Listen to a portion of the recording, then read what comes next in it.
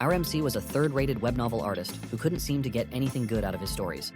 In the end, he overworks himself and dies. Suddenly, he finds himself in Hell, where he meets Yamaraja.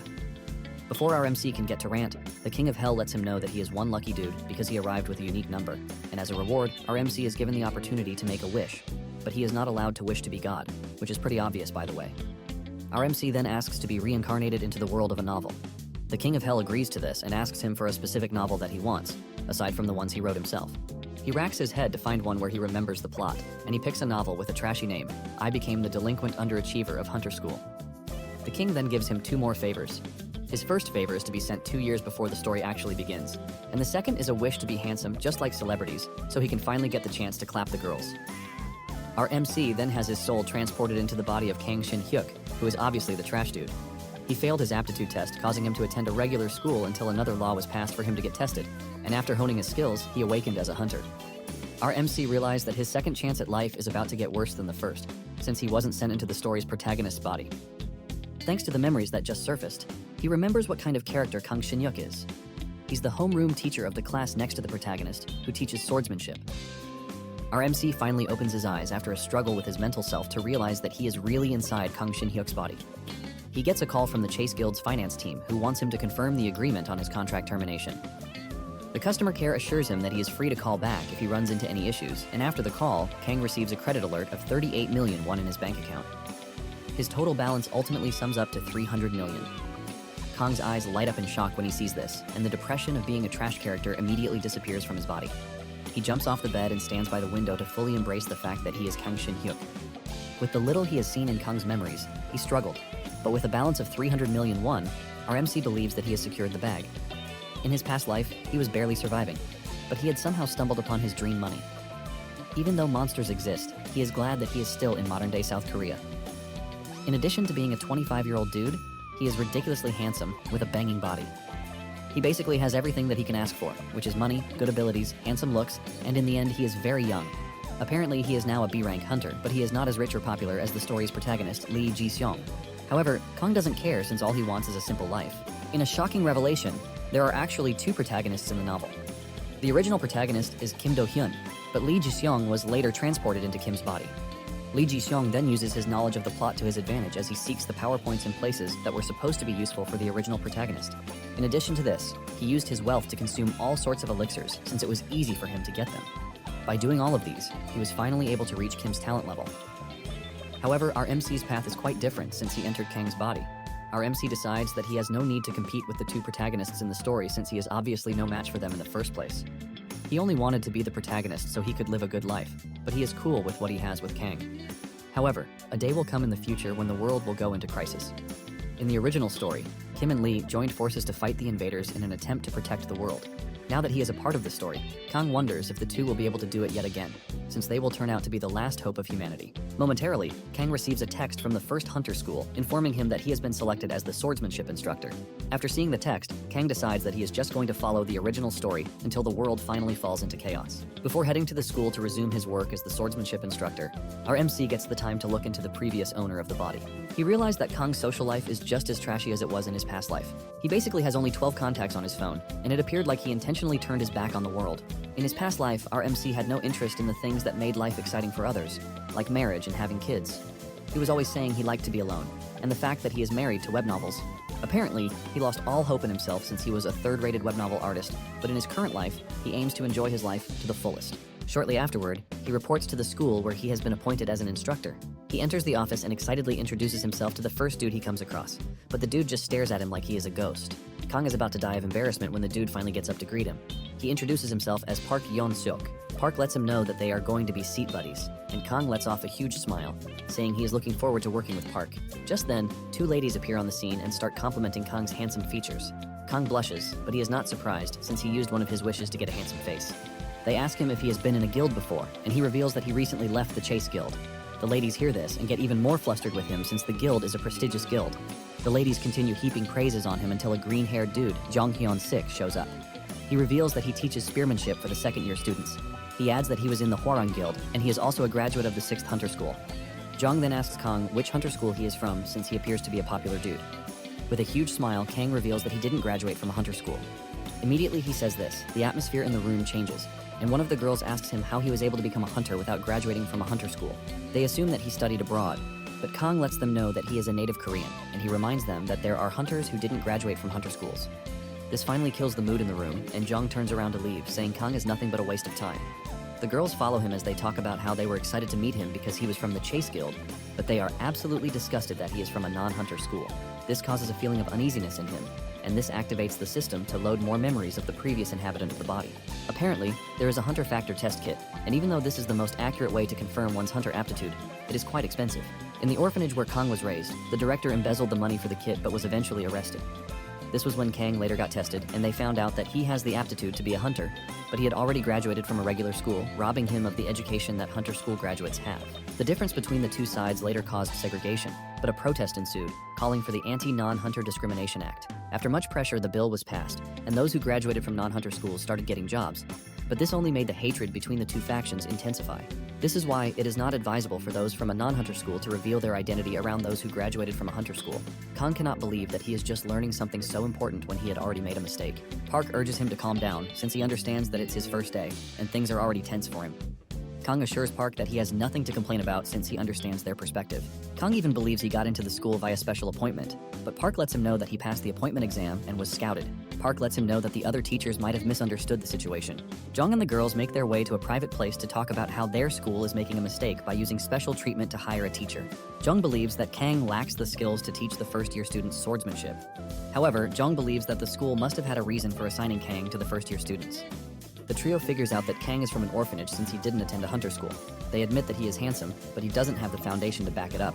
One of the ladies plans to tell the first-year students to look for a separate swordsmanship tutor, since Kang is nothing but a quack. Just then, Kang appears on the scene while they are busy making fun of him. Kang tries to soothe out the rough situation between them by revealing that he didn't get appointed to the school via special treatment.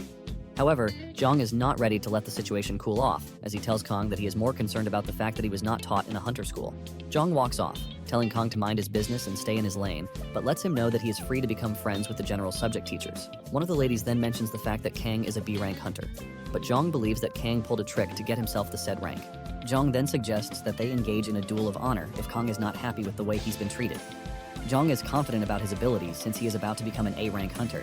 It finally dawns on Kang why the former inhabitant of the body was an outcast and couldn't socialize with people. He was also a failure in his past life, and he starts to realize that they were both unfortunate characters. However, Kang is not ready to accept the terms of being a loser anymore, and he tells Jong that he is willing to fight him in the duel. Jong laughs when he hears this, and he believes that Kang is accepting the duel because his honor is bruised and the presence of the ladies too. Jong then decides that he will give Kang just one chance to back down, but Kang insists that he wants to take on Jong in a duel. Kang says he can't stand on the side and allow Jong to talk trash about him because he attended a regular school.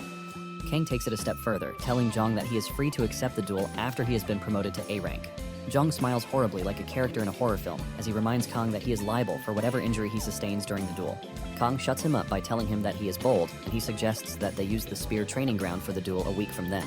Kang then points to the two ladies, telling them that they are witnesses to the duel. Jong wonders why Kang is so confident in himself, but he urges him to start looking for another job because he will definitely lose his current job. Later that day, Kang heads to his classroom, leaving the students blown away at how handsome he is. Kang was initially worried about how he was going to teach the students, but the moment he held the sword, the memories of the previous owner started flooding in. With this, he is able to show the students how to move with a sword. Everything was going so well in the morning, but the mood changed in the afternoon because the news about the duel had spread in the school. Kang's students see him as a dead man walking since he will be going up against the spear instructor. Kang knows that the ladies were the ones who spread the news because they are confident that Jeong will come out on top in the duel. Kang's students ask him if he will be fine, but he urges them not to be intimidated by status because all they need is an unbreakable spirit. Kang acts all confident in front of his students while telling them to focus on class, since they will all get to know the result of the duel in just a week. Kang acted this way to create a sense of confidence in his students. After school, Kang takes a bus heading to a certain area in the city. He plans to change his fate, and to do this, he is heading to the location where the story's protagonist found something to help boost his ability. Kang heads into the cave while thinking about how he needs to find the secret that helped the protagonist not to become a hero and save the world, but to be strong enough to win the duel. Momentarily, he finds a portal where the internal cultivation method is said to be hidden. Without hesitation, he steps into the portal, and he finds himself in a frozen wilderness. Kang is blown away by this since he never knew a place like that existed. Kang is enjoying the scenery too much until he calls himself back to the real reason why he is there. Suddenly, he senses an overwhelming presence behind him, followed by what appears to be a sword strike. At the last second, Kang crashes into the snowy ground, dodging the strike to avoid getting cut in half.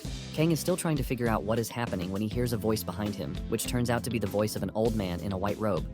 The man commends Kang for dodging the surprise strike and says he is no ordinary man. Before Kang knows it, a sword is already at his neck, and the old man demands to know which sect he came from and why he is in the snowy plains. Kang is shocked when he realizes that the man is speaking to him in Chinese, but for some reason he understands it. He figures out that the previous inhabitant of the body understood Chinese. Kang slowly raises his hand, telling the old man that he is a teacher at the South Korean Hunter Academy, and that he managed to enter the hidden location via a portal. The old man is genuinely confused after hearing these words from Kang, and he believes that he is not okay upstairs. Kang points to the portal, but for some reason, the old man can't see the portal. The old man reveals that he has been confined to the space for a very long time, and he stopped counting after 30 years. Kang also thinks the old man is spewing trash until he asks the man if he is Choyu Ryan. The old man confirms this, and he asks Kang how he knows. It turns out that Kang knows this because Cho is the one who left the cultivation method that the protagonist got his hands on. However, Kang is surprised to see the old man because Seong didn't meet him in his own time. When the protagonist found the martial arts book, it was stated that Cho had already ascended to immortality, which is why he probably didn't meet him. Kang remembers asking to be sent 2 years into the novel before the story started, and it seems it was before Cho's ascension to immortality. Since Kang obviously can't say he read it in a book, he tells the old man that he heard the story a long time ago. Cho demands to hear the story, and Kang summarizes it, saying Cho was a hero who took down a terrifying dragon. Cho is pleased when he realizes that someone witnessed the battle, but Kang is glad that Cho believed him because he just pieced together what he saw in the novel. Just then, Kang bows his head, asking Cho to teach him real swordsmanship. Cho is surprised that Kang is suddenly asking him for guidance, but he refuses the request. He tells Kang that he will spare his life, but he urges him to leave. The old man turns around to leave, but Kang refuses to give up. He tells Cho that he has a duel coming up against a spearman. Kang starts talking about how everyone looks down on swords while spears are praised for their versatility. Kang admits that he can't defeat his opponent, which is why he came to the confined space to seek answers. However, since the old man is not ready to help him, Kang says he will return to the spear dude and beg him while admitting that the spear is the superior weapon. Cho cannot sit around and hear Kang trash talk his sword, and he decides to help him a bit. Kang is glad that his trick worked on the old man, who is obviously proud of his sword skills. Cho points his finger toward Kang and transfers some sort of energy into him that causes him intense pain. Cho reveals that he just injected vital yang energy into his meridians. He assures him that his dantian will be opened in 4 days, and he will feel the changes in 6 days. Cho lets Kang know that, with the little he has done for him, he shouldn't worry about someone beating him up ever again. Cho then tells Kang that he is free to come back after he has won the duel. Cho wants the world to know that the sword is still the greatest weapon. A week later, Kang and Jong meet at the spear training ground for their duel. There are other teachers present in the hall, acting as spectators. Just as expected, Jong makes fun of Kang, telling him to be prepared to be beaten up. Jong doesn't see Kang as a threat, and he tells him that he is free to make the first move. Kang is not about to refuse the offer, since he doesn't know if he is strong enough to take on Jong yet. Kang leaps into the air with all the determination to win, whatever it takes. Kang lands a hit on Jong, and surprisingly, one strike from Kang tears Jong down to his underwear. Everyone watching is shocked as they see Jong crash to the ground and pass out cold. Even Kang is shocked to see this, and the referee declares him the winner. The referee then calls for an ambulance because Jong is totally out of commission. Kang stands there in horror, wondering what old man Cho has done to him. Kang is still in thought when Park comes running over to check on him. Park talks about how impressed he is with the way Kang handled Jong with just a single strike. Kang reveals his plan to treat Park and the other staff to a meal to celebrate his win. The ladies walked out of the training ground, looking totally bitter and angry that Jong lost to Kang. That night, Kang and the staff go out to have fun. They drink a lot, but when Kang gets home, his body goes through a self-purification process, thanks to what the old man did to his body.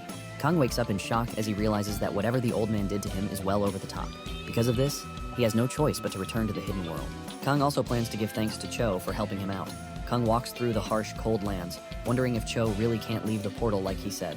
He finds the old man where he is busy meditating, and he asks Kang if he was able to defeat the spear user. Kang reveals that he was able to do so with just one strike, and Cho concludes that the spear user is pretty weak. However, Kang argues against this and says he needs clarification on things, which is why he came to see him. Kang asks Cho what he did to him, and the old man replies that all he did was open his dantian so he doesn't get beaten up. The old man asks Kang when he has been practicing martial arts. The old man becomes more interested in Kang, and he calls him forward to hear his story. It finally dawns on Kang that he got stronger all thanks to martial arts. He then tells the old man that he knows nothing about martial arts. Cho is shocked to hear this, and he mentions that there was some level of internal energy in his body, which accumulated on its own because Kang usually wields a sword. Kang knows that when it comes to martial arts novels, internal energy is accumulated through martial arts, but hunters are quite different. Kang then asks Cho if he knew the name of his country before he found himself in the portal. Cho replies that his country is Ming, and the moment he says this, Kang figures out why Cho knows nothing. This is because he came from an entirely different world. Kang then tells Cho that the world he knew before is gone because martial arts no longer exist on the outside. Cho is shocked to hear this, and Kang continues, saying a different power emerged, and because of this, martial arts slowly disappeared. Kang chooses to tell him this rather than tell Cho that he is from a different world. Cho believes Kang, as usual, and he reveals that he has lost track of time because he has been in the portal for so long. Kang then asks the old man if he is hungry because he brought food for him. He hands Cho a sweet wrap, and Cho makes the perfect meal after taking the sweet. Cho talks about how people were eating ginseng back then to prevent smallpox. Kang then reaches into his box to bring out a chocolate bar for the old man. He assures him that he works for the cold, and Cho decides to have a taste. He bites down on the chocolate bar, and this sends him into a mewing state just like before. Cho enjoys the chocolate bar so much that he asks for more from Kang. In no time, Cho has consumed all the junk food brought for him by Kang, and he admits that the food on the outside tastes very good. Kang then asks the old man how he has been managing his hunger since there is no sign of fruit or even animals in the area. Cho then reveals something shocking. He says that since he arrived in the hidden realm, he has not had the urge to eat because all he needs is just, and he is already fine. Kang realizes that he is in the presence of an insane martial artist and starts thinking of just running home.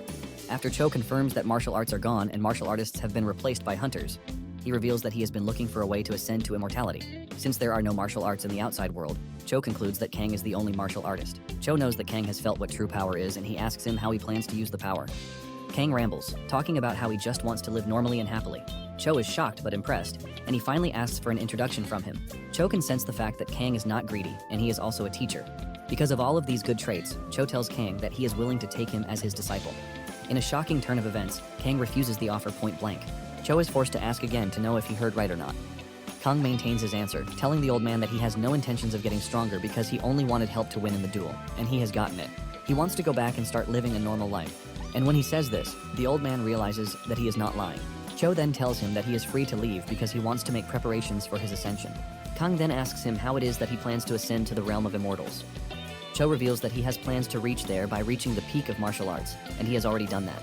In addition, he can get there by building a virtue, but he has also done this by rendering help to Kang. He lets Kang know that all he needs is a bit more cultivation, and he is going to ascend. Since he is ascending, he doesn't see any reason to leave behind cultivation techniques or manuals. Kang is shocked to hear this, and Cho adds that he doesn't see a need to do that since there is going to be no one to read it. After all, there are no martial arts again in the outside world. Kang never expected this sudden turn of events, since Seong won't get the techniques and martial arts secrets if Cho doesn't leave them behind. By doing this, Seong won't be able to catch up to Kim, and Kim won't see any reason to push himself to get stronger. In the end, the world will end up in chaos and total destruction. Kang finally realizes that he has changed a major plot even though he was just trying to move on the sides. Kang immediately begs the old man to take him as his disciple, saying he didn't think well before making his decision. Cho is surprised to see Kang changing his mind, and Kang reveals that it would be a waste for Cho's martial arts to go to waste. Kang plans to learn the techniques so he can later relax and enjoy his life. To further convince the old man, Kang assures him that he is going to bring him loads of food.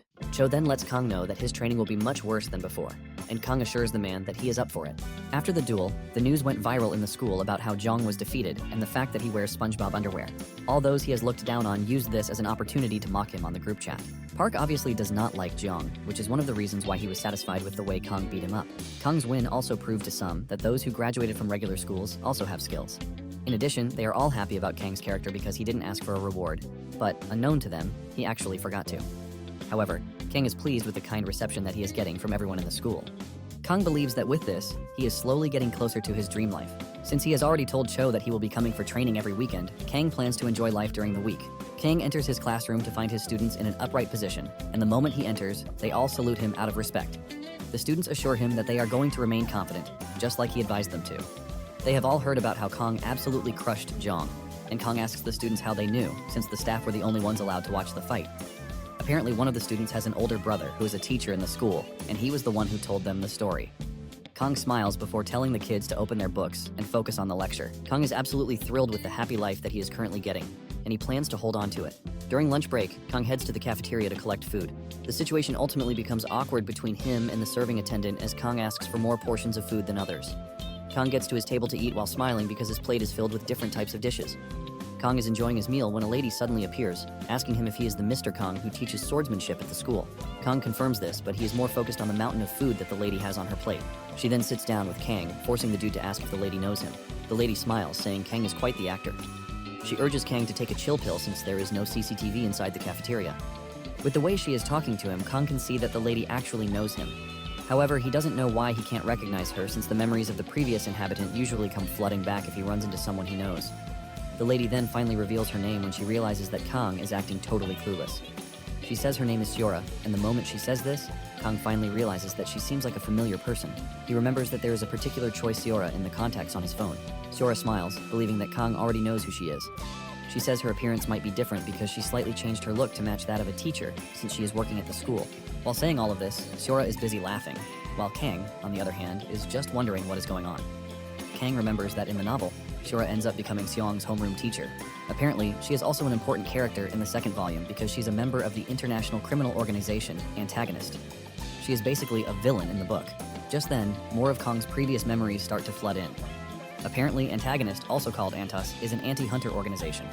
They were responsible for the annihilation of countless hunters, which makes them the enemy of the International Hunter Alliance. However, this group is elusive, and they operate in the dark, which makes them really hard to capture. Seora notices that Kang is still tense, and she reminds him to calm down, saying there is no surveillance in the room. Kang obviously read the story to the end, but he doesn't remember the part where his character joined the criminal organization. Just then, the system informs him that a side story has just been unlocked. Basically, Kang is about to branch on a story that makes him an Antas assassin, and this shocks Kang to his bones. He remembers that he has no memories of Kang joining Antas, but then it suddenly dawns on him that the novel was finished, and the author mentioned in an interview that he was working on a side story. The system tells him that he can now view the prologue to the side story, and without hesitation, he quickly views it. It turns out that during his early days in the guild, he had a companion whose name was Chang Su. Chang Su was the one who reported the orphanage director and also rescued Kang. 2 years ago, the two were returning from a mission when another portal opened beside them and unleashed a barrage of monsters toward them. They requested backup, but because another team was also in an accident, the two didn't get the backup that they requested. Kang saw Chang Su like an older brother and the only family he had, but Chang Su had to sacrifice himself for Kang to live. After Chang Su's death, the guild simply sent a report that they had no capacity to help. They claimed monsters had appeared in the city too, so they had to sacrifice the few to save the many. However, Kang was no fool, and he knew that everything was about factions. He and Chang Su were both graduates of a regular school, and because of this, they were always pushed to the sides. Angered by this, Kang requested an overseas deployment, and he was sent to China. However, he returned to Korea after a year. When he started considering leaving the guild, he was approached by Seora, who suggested that he join Antas. This was basically what happened, and it turns out that Kang has his own backstory. After he was approached by Seora, he wasted no time joining, and he even started sending half of his income as a donation to Antas. Apparently, he once asked Seora out too, but he was turned down, and he tried to play it like a man by becoming friends with Seora. It turns out that he actually applied for the hunter school just so he could be near Seora. Our MC cannot believe that the previous Kang is so trash that he joined the organization not because of revenge, but because of Seora. Kang is still going through these memories when Seora asks him if he is okay. Still trembling from shock, he nervously answered that he was fine. Kang thought he was already having his life together, but he couldn't believe that he was suddenly a member of a crime syndicate. Seora then tells Kang that she is impressed that Kang was able to get himself hired by the school, since it is always a difficult thing to achieve. It turns out that Kang actually passed the exam on the first try, which shows how much he really liked the girl. Seora then asks Kang how he has been settling in school, and he replies that he has been coping. Seora mentions that she was hurt when she found out that Kang had gotten into the school without telling her. Kang simply replies that things were hectic, which is why he didn't. Seora then asks Kang why he didn't send any donation for the current month. Kang hears this, and realizes that he can't keep sending money to the organization unless he plans to suffer after his retirement. Seora is shocked when Kang tells her that he no longer has intentions of sending donations.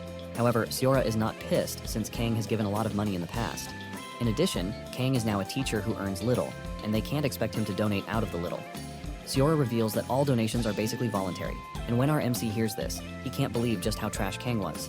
Seora then tells Kang that there is the possibility that his rankings have also risen since he defeated a B-rank hunter. Seora smiles at Kang, telling him that she wants them to change the world together.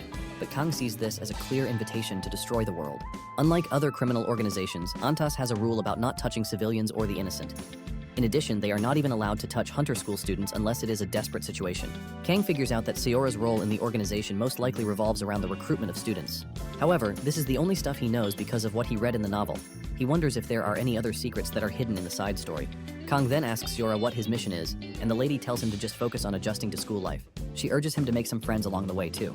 Kang then requests more details, claiming that he wants to know more so he can make plans. Seora stands up to leave and tells Kang that they will have to meet regularly if he wants more details. She suggests that they meet on the last Tuesday of every month. Kang wonders why she picked Tuesdays, and Seora reveals that there are usually no office dinners on Tuesdays, so they can grab dinner then. With this, Seora leaves. By the weekend, Kang resumes his training with Cho. Because he is impressed with Kang's growth, Cho decided to write a secret manual to help guide his inner energy circulation with his martial arts techniques. Cho tells Kang that he has helped him open his Dantian, but it is up to him to master it. Cho lets him know that he has to engage in a practice where he circulates internal energy through his entire body every day to properly get the hang of it. Kang focuses on meditation instead of giving a reply, and this earns him a punch to the head. He screams in pain while telling the old man that he is disturbing his focus. However, Cho says Kang is not focusing in the first place because he can clearly see that he is troubled from the way his inner energy is flowing. Kang is surprised to see that the old man can sense his worries just from his energy flow.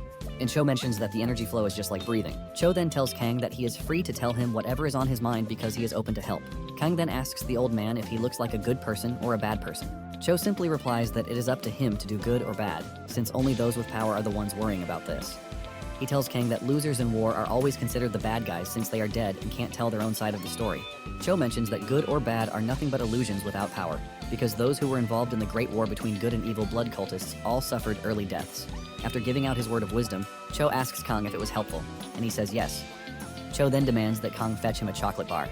The last line from Cho's advice got to Kang because it doesn't matter if he is on the good or bad side. As long as he is involved, he risks dying in the war. Kang is someone who just wants to make money and enjoy his life, and this basically contradicts that. This causes Kang to request a meeting with Seora.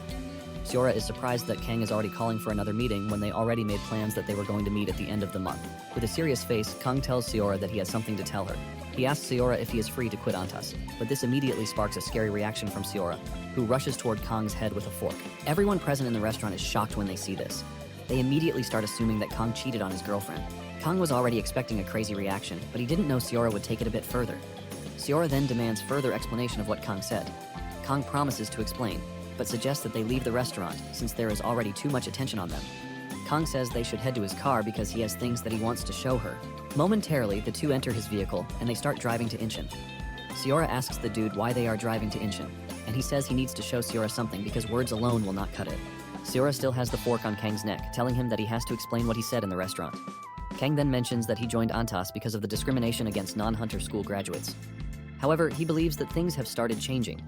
Seora laughs at Kang for believing things have changed just because he won a duel. Kang says he is not 100% sure, but he can see a possibility.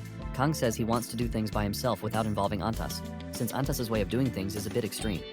Kang says there is a lot about Antas that doesn't align with what he wants, like the terrorism and the way they kill people without thinking twice. Seora then mentions that not all the terror attacks were caused by Antas because some were pinned on them by the government. She then adds that everyone who died deserved it. Kang argues with the lady, saying no one deserves to die. Seora is pissed that Kang is worried about the missions when he isn't the one carrying them out.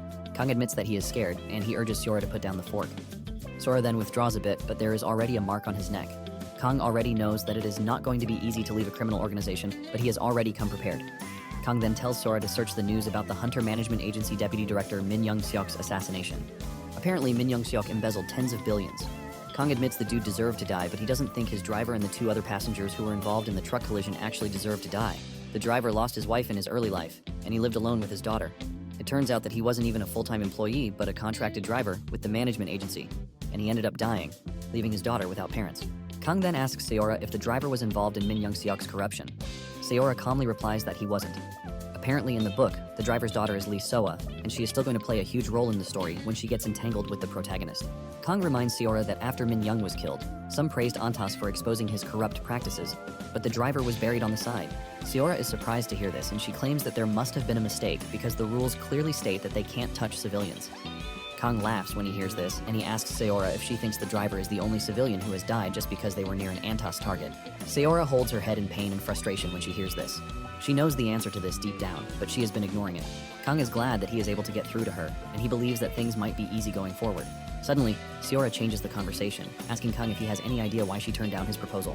Kang replies that it is a bit late for that, but Seora returns the fork to his neck, telling him to listen to what she has to say. Seora mentions that both her parents died in the Great Portal accident that happened 15 years ago. This was when she was still very young. Kang is shocked to hear this since it wasn't in the novel, and he concludes that it is going to be a part of the side story.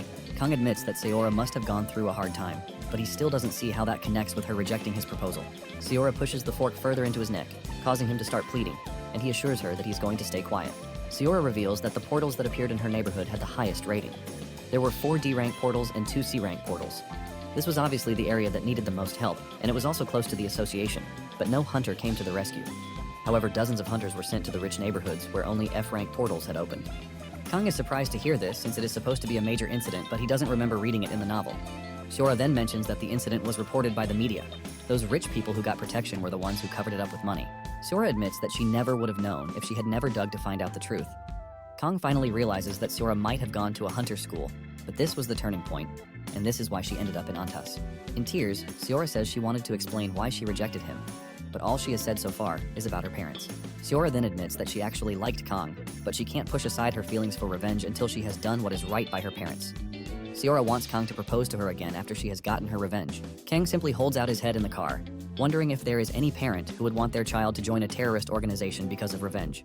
Kang knows that the former inhabitant of the body would have helped Seora get his revenge, but he is a totally different person who has no emotional attachment to Seora. Kang knows that his life will be much better if he just walks away, since he already knows the future thanks to reading the novel.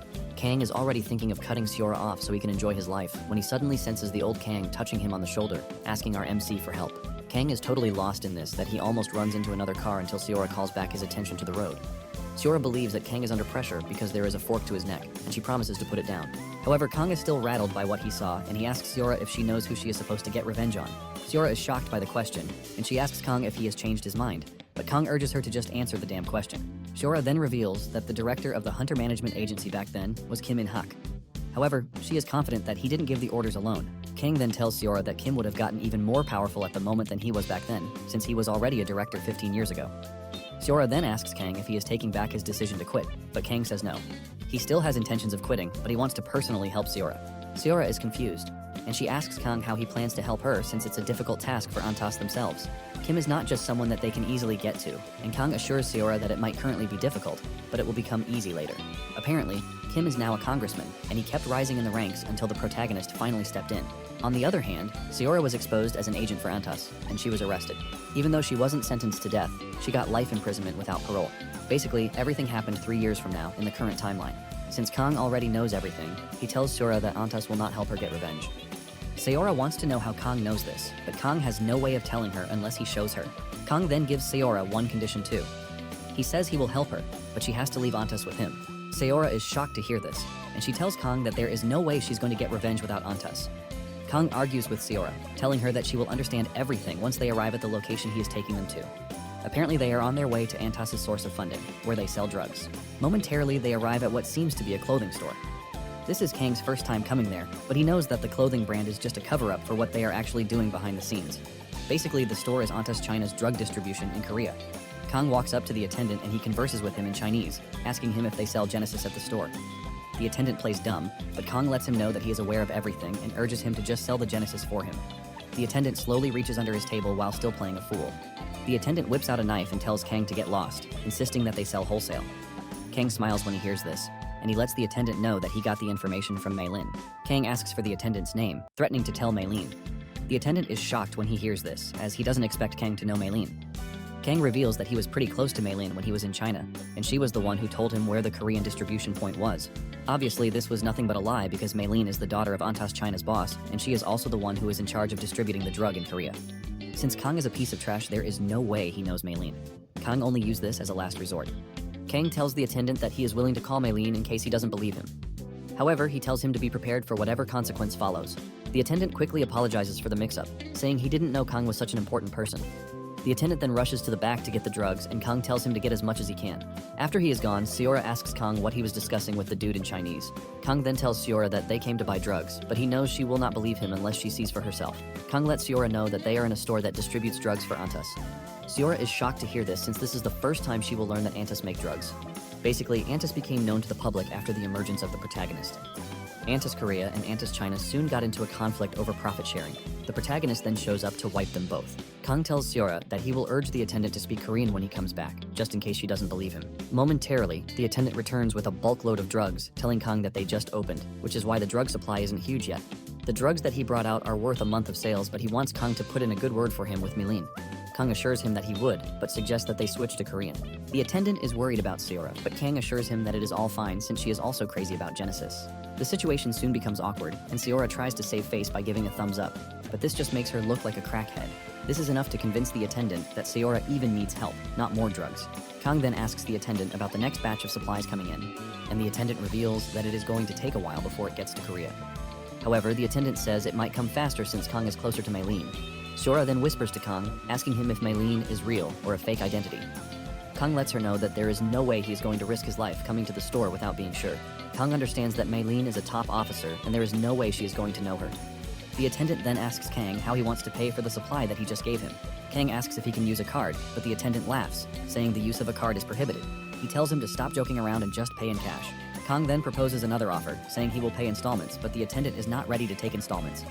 Suddenly, Kang hits the attendant in the head with a powerful punch. He focused his internal energy into his fist, just like the old man taught him. Apparently, this type of strike induces brain amnesia. The attendant passes out cold on the ground, and Kang knows that he is definitely waking up brain dead, but he doesn't care since he is a lowly substance dealer. Kang then turns to Seora, asking if she now believes what he was saying, but lets her know that she is free to still have her doubts. Seora is blown away, and she asks Kang how he knows everything that he does. Kang reveals that he only joined the association because Seora suggested, but he started conducting investigations to know what sort of group he is associating himself with. Kang says he found out that Antas was into substances when he was in China. Kang then suggests that they leave the store, but they are going to pin everything that just happened on the unconscious dude. Kang has no intention of reporting the store to the police because Antas can simply replace the dealer and even open another store somewhere else without affecting them. Seora finally tells Kang that she believes everything that he has been telling her. Because of this, she plans to explain his resignation to the higher-ups. She lets Kang know that she will tell the higher-ups that Kang was on her neck about their relationship, which is why she kicked him out. With this, she is confident that there will be no investigation. Even though Kang doesn't like the idea, he sees it as the best way out. Suddenly, it dawns on Kang that Seora has no intention of quitting, even after learning about all the bad things that they do. Seora then reminds him that she has been in association for a long time, and she is basically an officer. She already knows a lot, and they won't just allow her to quit. Kang finally understands what Seora is saying. He is not more than a newbie in the association, while Seora is deeply rooted with them. Kang wants to argue, but realizes that the future might change if Seora doesn't stay in Antas. He decides to let Seora stay in Antas until the protagonist discovers the crime syndicate. Kang then asks Seora if she has committed any crime in all the missions she has undergone for Antas. Seora says no, telling Kang that her job is basically to scout students with talent. However, this isn't something that is even easy, so she hasn't even recruited anybody. Kang is relieved to hear this, and he tells Seora that he has a plan. He wants Seora to be a double agent. Seora is stunned when she hears this, and Kang lets her know that this is a way to protect her, just in case they finally discard her. Kang tells Seora that she will collect Antas' secrets and give them to the police. When it comes to going on missions for Antas, she will basically do trash missions for them. By being a double agent, she is not going to have any charges against her. Seora then says she has nothing that she can tell the police, but Kang lets her know that even minor info would be helpful. He then assures Seora that he is going to testify for her just in case she gets in trouble. Kang then adds that Seora should be careful in trusting him because he will definitely cut her off if things go south. Seora smiles and concludes that Kang obviously likes her. Kang, on the other hand, looks at her disgustingly, telling Seora that she is free to think whatever she wants. Kang then tells her to head back to Seoul by herself because he has something he needs to attend to. Even after hearing this, Seora believes that Kang is just playing hard to get. After leaving Seora, Kang heads to the Hidden Realm to see the old man. Cho notices that Kang came late, and he asks him if he was able to sort out the issue troubling him. Kang says yes while thanking Cho for his advice. Cho lets him know that he is going to be punished for coming late, but Kang already has something planned for the old man. He tells him that he branched out in Chinatown before coming, and he brought some bamboo leaf liquor. He then tells the old man that he is free not to drink it since they are planning to drink. However, the old man cannot resist the liquor, and he immediately suggests that they take the day off. Moments later, Cho is enjoying the drink with Tofu while praising Kang. He asks him how he figured out that he was from Sichuan. Kang cannot believe that the old man who was scolding him some moments ago is basically enjoying the liquor he served him. The old man then says he was only worried because Kang was later than usual. Cho then asks Kang why he has suddenly changed because he was slacking off in training, but now, he wants to train harder. While Cho is busy enjoying himself, Kang is swinging his sword around, practicing his moves. Kang claims that the drink was just a kind gesture to appreciate the man for advising him. Kang is ready to train his heart out because he knows that his decision to help Seora will have powerful people coming after him. It is obvious that there was no section in the novel where Seora became a double agent. Kang is also aware that he is already strong enough to fight an A-rank hunter, but he knows that he is going to end up dead if he goes up against a high-ranking Antas official like Maylene. Kang smiles when he remembers that he is just a B-rank swordsmanship instructor who has no business helping people. Apparently, the protagonist, Seong, only stumbled upon a manual and was able to get stronger after several training sessions and elixir consumption. Kang, on the other hand, is lucky to have had his dantian opened by a swords grandmaster. While Kang is still practicing, Cho is busy eating, commending the delicious tofu. Since Cho is a really powerful swordsman, Kang figures out that he is going to be able to protect himself if he receives constant training from the old man. Just then, Cho calls on Kang, telling him that they have run out of ramen, and he likes it. He also tells him to buy another delicious food ingredient, but this is just getting on Kang's nerves. However, he maintains his cool because Cho is the strongest dude in the world. Kang then tells Cho that he will buy more of the things that he likes when coming back, but the old man just keeps adding more to the list. Kang agrees to get him everything that he wants and continues his training, but the old man's eating won't stop affecting him. Every aroma keeps passing by his nose, and when he finally can't take it anymore, he is forced to speak out, telling the old man to stop eating too much. The old man doesn't care and even asks Kang if he is willing to join him. Kang then reveals that he missed eating, which is why he is taking his time to enjoy the food. Cho soon gets mad about Kang's nagging him, and he punches him in the head. Cho says he is finally getting his sense of taste back after years. Cho admits that he likes the fact that Kang is showing motivation, but lets him know that rushing things will turn out badly for him. Kang then screams at the man, saying he appears to be uninterested in his training. Cho lets Kang know that he is doing pretty well on his own. The old man adds that he is destined for greatness, but tells him that he can't get there by rushing. However, Kang doesn't see himself improving because he has been training for a month. Cho argues, saying Kang can't see the difference because he is genuinely good at it. Cho is more surprised by the fact that Kang is not eager to get stronger. Kang scolds the old man, saying he is more interested in his ramen than in his training stance. Kang then demands that the old man give him some shortcuts if he is not ready to teach him properly. This only earns him another punch to the head. Cho scolds him for asking for shortcuts already when he basically just started training. Kang rolls on the snow in pain while Cho asks him if he is planning to conquer the world, which is why he wants to get stronger. Kang stares at the old man disgustingly, and the man threatens to punch him again. Cho mentions that martial arts is not something to learn by rushing. Just then, Kang decides to resort to something drastic. He tells the old man that he won't be able to buy any more ramen because the prices have gone up. Cho is stunned to see that the dude is actually threatening him. Kang replies that he is not threatening him, but laying out the real situation of things. He then adds that he might not be able to buy the ones that the old man likes again. Basically, Kang says that everything he is buying for the old man has gone up, and he won't be able to buy them. This is able to get to Cho, who is not ready to lose all the ramen and delicious food that he has been getting from Kang. Cho falls for Kang's threats as he tells him that he will start teaching him diligently and also appreciate everything he is buying for him. After hearing this, Kang says he will also make an effort to get Cho the things that he likes. Cho then suggests that they continue training, but tells him that he is not to be blamed for the intensity of the training. Kang doesn't care as long as he receives the best training. The next day, Kang gets a text from Sayora, telling him that everything has been sorted. Kang is pleased to hear this, but at the same time he is worried that his previous self might have left behind more problems for him. Nonetheless, he plans to help Sayora out and just enjoy the rest of his life in peace. Just then, two sisters, who are twins, show up to his office. Kang is shocked and he asks the girls if they are not going for lunch. The two reveal that they are going, but they want Kang to join them for lunch before heading to the auditorium. Kang is surprised by this, as he wonders why he needs to go to the auditorium. The sisters then remind Kang of what the vice principal said during the morning assembly. Apparently, Kang has an interview for the school's new YouTube channel. It finally dawns on Kang that the girls are telling the truth, but he was so busy that he totally forgot. Since Kang is the best-looking teacher, he is picked for the first interview. Kang is not entirely pleased with the interview, and the girls tell him that he might actually get a bonus if everything goes well. Kang admits that the girls are actually right. They hand him a note containing the questions that he will be asked during the interview. They urge him to go through the questions beforehand.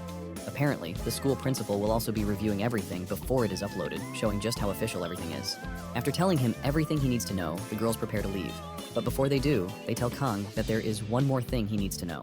Apparently, the student council president will also be present for the interview. The girl says they are going to stick to the questions for the most part of the interview, but the president has a weird personality and might just come up with strange, unplanned questions. Kang is not worried about any strange questions as long as they don't ask him about his love life. The twins let him know that he doesn't have anything to worry about when it comes to that, but they urge him to give a signal if he is uncomfortable so that they can cut the video. Kang is glad to hear this, and he urges the girls to do right by him. Since he knows what sort of people council presidents always turn out to be, he is looking forward to what the current council president will be like. On the other hand, the student council president can't wait to meet Kang. Apparently, it was the government that came up with the idea of creating a YouTube channel for schools because there are a lot of speculations about what is going on inside the school. However, this policy wasn't implemented immediately, and this was why the first Hunter School was asked to be the pilot of the program. Since there was no mention of the idea in the novel, Kang thought it would not stand. He can't believe how bad his luck is to be the one to grant the first interview. Kang soon enters the room where the recording will take place. He meets the technology teacher, Min Ji-hye, in the room. Min will be the one to edit the interview, and Kang can see how nervous she is. Kang lets him know that it is going to be his first interview too, so he is pretty nervous. Kang commends Min for having the knowledge on how to edit a video. Min then reveals that she really doesn't know how to, but the principal pushed the idea to her since she is the tech teacher. Min mentions that since she is not getting paid to do it, she's going to do a rush job and just head back home. She also knows that they obviously might not give her a bonus if it gets tons of views. The twins then tell Kang that the camera is ready, and just then, the student council president also shows up. Kang takes his time to stare at the president, whose name is Kim Se-jin. At the same time, Kim Se-jin is busy observing just how handsome and tall Kang is. Kang is also impressed by Kim's appearance, as she appears to be someone with confidence. He wonders why someone as amazing as the student council president wasn't mentioned in the novel. Kim then walks up to Kang to compliment him on how handsome he is. Kim says the video will obviously get a positive review, which is why she can't wait to work with Kang. Kang is blown away by Kim's social skills, unlike what the twins told him. Momentarily, they shot the interview, and it was a success. The girls wish that they could get more minutes with Kang, but they know that they have no choice but to release him. Kang also says he is disappointed that the interview is over. However, he reveals that he plans on requesting overtime pay from the school. When the girls act surprised about this, Kang quickly changes it up, saying he is only joking. On the other hand, Min says she would definitely request overtime pay. Suddenly, Kim Sejin tells Kang that it would be disappointing for the viewers if the interview ended where they stopped. Kim Sejin then throws in something shocking. She asks Kang for a sparring match. The tech teacher tries to cut this off, reminding Kim Sejin that she made the request out of the blue. Even the twins admit that the request is too sudden. Kang cannot believe that they are about to wrap things up before Kim Sejin comes out with a sudden request. It starts to dawn on him that this might be the eccentric character that the twins were talking about. One of the twins tried to tell Kim that they didn't tell the teacher anything beforehand. But Kim argues that since the teacher said he is disappointed with the way it ended, she only wanted a way to show the viewers more. Kim apologizes for coming out suddenly, but reveals that she is someone who enjoys sparring a lot. Since Kang's subject is swordsmanship, Kim doesn't mind. Kang can sense that Kim Sejin is making the request out of genuine love for what she likes with no malicious intent. The twins are about to close everything up when Kang reveals that he is up for sparring. The twins remind him that there was no initial request, but Kang lets them know that it is all fine. However, he wants to know if there are swords that they can use. Kim Sejin quickly cuts in, saying she brought training steel swords that they can use. The twins are shocked to hear this, and they ask her when she got the swords. Kim Sejin mentions that she brought them just in case Kang says yes to her request. Kang knows deep down that he is still a student himself, even though he has the muscle memory to use a sword. While they are preparing for the sparring match, the tech teacher is ultimately furious that she will be later than she even expected.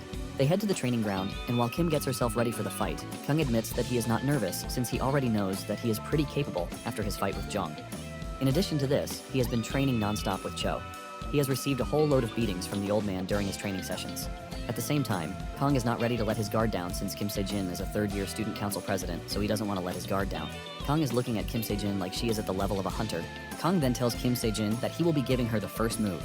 Kim Sejin happily accepts the offer and dashes toward Kang at great speed. Even Kang is impressed with Kim's speed because she is obviously faster than the first-year students, and she is also using a unique technique. Kang is surprised that the girl is not attacking with a middle or diagonal slash, but has opted to use a thrust. Kang concludes that Kim Sejin is confident in her skills. Kang easily dodges the attack, and he is even more surprised that Kim doesn't panic like every other student would. Instead, Kim tries an upward slash, but Kang dodges this too. Even after this, Kim continues swinging her sword to try to take down the teacher, but he dodges everything. Kim is forced to ask Kang how long he plans to keep dodging her strikes.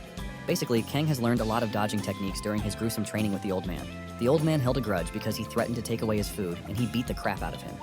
Kang is able to dodge everything Kim is throwing at him thanks to this. Kang even has the time to lecture Kim, telling her that she is so focused on her attacks, which is why she is leaning forward too much. Kim then argues that she hasn't shown the teacher everything she has yet. She swings very hard at Kang, but he dodges it easily and appears behind her, telling her that she is wide open and would be easily taken out. Kang remembers how Cho was just beating him left and right like he owed him money. The more he remembers what he suffered at the hands of the old man, the more pissed he is. He thinks of taking away some of his ramen, but he quickly realizes that this will only make Cho even crazier. Kang then points out another error that the student council president is making. He tells her that she is going to get tired quickly by putting too much force into her hands and arms. He urges her to learn how to use her entire body to improve her attacks. The moment Kang says this, Kim changes her stance, shocking Kang. He can't believe that she quickly put what he just said into use by readjusting the grip on her sword. Kang is blown away, as he wonders if being special is what differentiates her from the other students. Kang then places his sword in his left hand and tells Kim Sejin that he is about to get serious with her. Meanwhile, the tech teacher is still furious that she is running later than usual. Just as Kang is about to make his move, Kim stops him. Kang is surprised, and he asks her if something is wrong, but she says no. She asks Kang if he doesn't mind her using some mana. She promises not to use the mana on her weapon, but Kang is just impressed that Kim already knows how to use mana. Kim Sejin reveals that from the end of the second year, they are allowed to join field training at the portal sites. Kim Sejin mentions that she just started using mana. Kang is actually aware of what Kim just said. Before their graduation, the students visit low-level portals. There is usually a teacher with them, or sometimes a hunter sent by the government. Kang is very impressed that the girl can use mana even if it is a little. Kang figures out that the girl probably noticed the difference in speed as he was about to move, which is why she requested to use mana. This further creates a level of curiosity in Kang as he wants to know how skilled Kim is. Kang then tells Kim that she is free to use the mana. Kim is glad that she is finally getting to use mana because she wasn't able to when she trained with Jung. Kim sees the sparring session as her best opportunity to feel the mana and handle it. Kim dashes toward Kang at a speed greater than before. Kang manages to block her attack, but he realizes that his hand has gone numb from blocking the attack without using any internal energy. Kang is even more surprised that Kim didn't put mana into her weapon, but only used it to boost her physical strength. Kang is forced to move from where he is, and he is pretty impressed that Kim got really strong from just basic training. Apparently, when fighting monsters, the body naturally absorbs mana. However, the mana doesn't keep growing because everyone has a limit at which their mana stops accumulating due to their level of talent.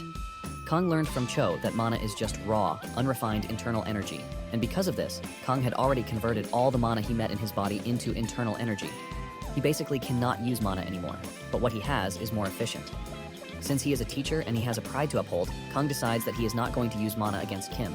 Kang continues dodging her attacks until he finally figures out her rhythm. Basically, hunter-style swordsmanship is just too direct. This is basically because they are mostly fighting monsters that have no intelligence, which is why low-ranked hunters get wiped out by monsters that use their brains. Just as he expected, Kim Se-jin starts to slow down as she gets tired with every strike. Kang can now figure out her next move, which is a diagonal slash. However, Kim changes things up at the last minute by trying to counter with a reverse grip coupled with a thrust. Kang commends her for the impromptu technique, but he easily dodges and trips her. He tells her that she was already too close for her to effectively land the thrust. Kim loses her balance and crashes to the ground with no way to pull herself back up. This shocks the twins and the teacher. Kim's knee turns bright red from hitting it on the ground, and Kang holds his sword to her neck to officially concede defeat. Kang notices that Kim Se-jin is pretty sad about losing the match, which shows how competitive she is. Kang then tells her that she actually fought well during the match, which makes her worthy of being the student council president. Kang then tells her that the only downside to her skills is that her technique is repetitive. Kang admits that by using her mana, she was able to boost her strength, but he urges her not to rely on this alone. He tells her to mix up her sword techniques too. Kang then helps her up, and Kim thanks him for the help and advice. One of the twins notices that the tech teacher is really pissed, and when she asks him what the problem is, she reveals that the video is definitely going to blow up. 1 week after the video was uploaded, Kang's life got even more stressful. Kang finds himself signing autographs for his students. Kang tries telling them that he doesn't have a signature, but they urge him to scribble whatever he can on the note given to him. Apparently, the video that was uploaded got totally viral. Kang is forced to sign a bunch of autographs before finally getting his students to start learning for the day. Kang is pissed that the video might have gone viral, but he is not getting anything in return for it. The video had made the school channel rack up over 250,000 subscribers, and the video also has over 1 million views. It finally dawns on Kang that the internet is a wild place. All those who are watching the video or who have watched it enjoy every bit of it. The fight between Kang and Kim made some feel like it was a fight between two world-class hunters. They are blown away by the fact that Kang didn't use mana during the fight, and he was able to stand toe-to-toe with Kim. Apparently, Kim Se-jin is a big deal since she is a 2-time martial arts champion. People were already speculating that she would be given an A rank once she graduates. On the other hand, Kang is like a ghost whom no one has heard of before. This immediately created tension and curiosity among the viewers. Different questions surfaced about who he is or where he came from. Kang is shocked when he sees how crazy the internet is going because of him. Since Kim Se-jin is a big deal, Kang wonders why he never saw her name in the novel. Even after the protagonist left the hunter school, there was no mention of Kim Se-jin anywhere. Kang is lost in his thoughts when Park shows up to tease him. He calls him a YouTube star and urges him to ditch his shy face because he is already famous. Park gives him a drink, and Kang admits that he initially liked the whole thing, but he now considers it a bit too much. Park, on the other hand, believes that Kang is too much of a low-key person, and he urges him to use his fame to his advantage. Kang, on the other hand, is not interested in this because he just wants to live a quiet life. Just then, Park informs Kang that the vice principal is asking after Kang. Kang is shocked to hear this, and demands to know why the vice principal wants to see him. But Park says he has no idea. He assumes that the vice principal might be thinking of giving him a bonus. Kang gets excited to see the man the moment he hears that there is a possibility of him receiving a bonus. He stands up from his seat, and Park lets him know that he would be treating them to a meal if it turns out that he is given a bonus. On his way to the office, Kang wonders why he is being called to the vice principal's office in private. He considers it something straight out of the unusual, since meetings like this happen in public. The main reason why he is worried about being summoned by the vice principal is the fact that he is one of the strongest in the first hunter school. Basically, he is one of the 10 S-rank hunters in the country, and his name is Kim Man-dong. Kang enters the office with Kim Man-dong sitting like a mafia boss. As he welcomes him into the room, Kang is totally blown away by the man's overwhelming presence, and he bows his head to greet him. Kim asks Kang if he would like tea, but he says no, telling the vice principal that he needs to head to class very soon. The vice principal acknowledges this and says he will make the meeting short. He points to a sack and tells Kang that everything inside the sack is for him. Kang is shocked when he looks into the sack to see a bulk load of letters. Kang chuckles nervously, asking Kim if the letters are from his fans. Kim decides not to spoil it for him and urges him to open one of the letters to see what it is all about. Apparently, a lot of people were impressed by the duel he had against Kim Se-jin. This includes other schools and even full-time hunters from top guilds. The video was made to promote the school, but Kang has somehow helped make it a big success. Kang opens one of the letters, and it turns out to be a duel challenge letter from the Hwarang Guild. They inform Kang that they are impressed by his performance in the duel against the president and would like him to choose a place and time for a duel. It is basically a letter of respect and honor, but with a challenge attached to it. The vice principal lets him know that the guilds would rather duel him than pay huge money for commercial ads. Kang is blown away by everything in front of him, as he didn't expect any of it.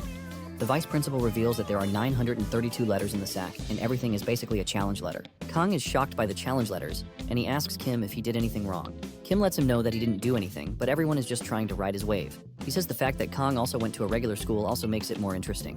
Kang is shocked, and he wonders how they learned he is from a regular school. The vice principal tells him that most of the people in the school don't like him, and one of them most likely leaked his background information. However, the big issue facing Kim is that the comment section of the video is growing intolerable. Apparently, people are accusing the student council president of going easy on Kang. Because of this, they have been dragging her left and right.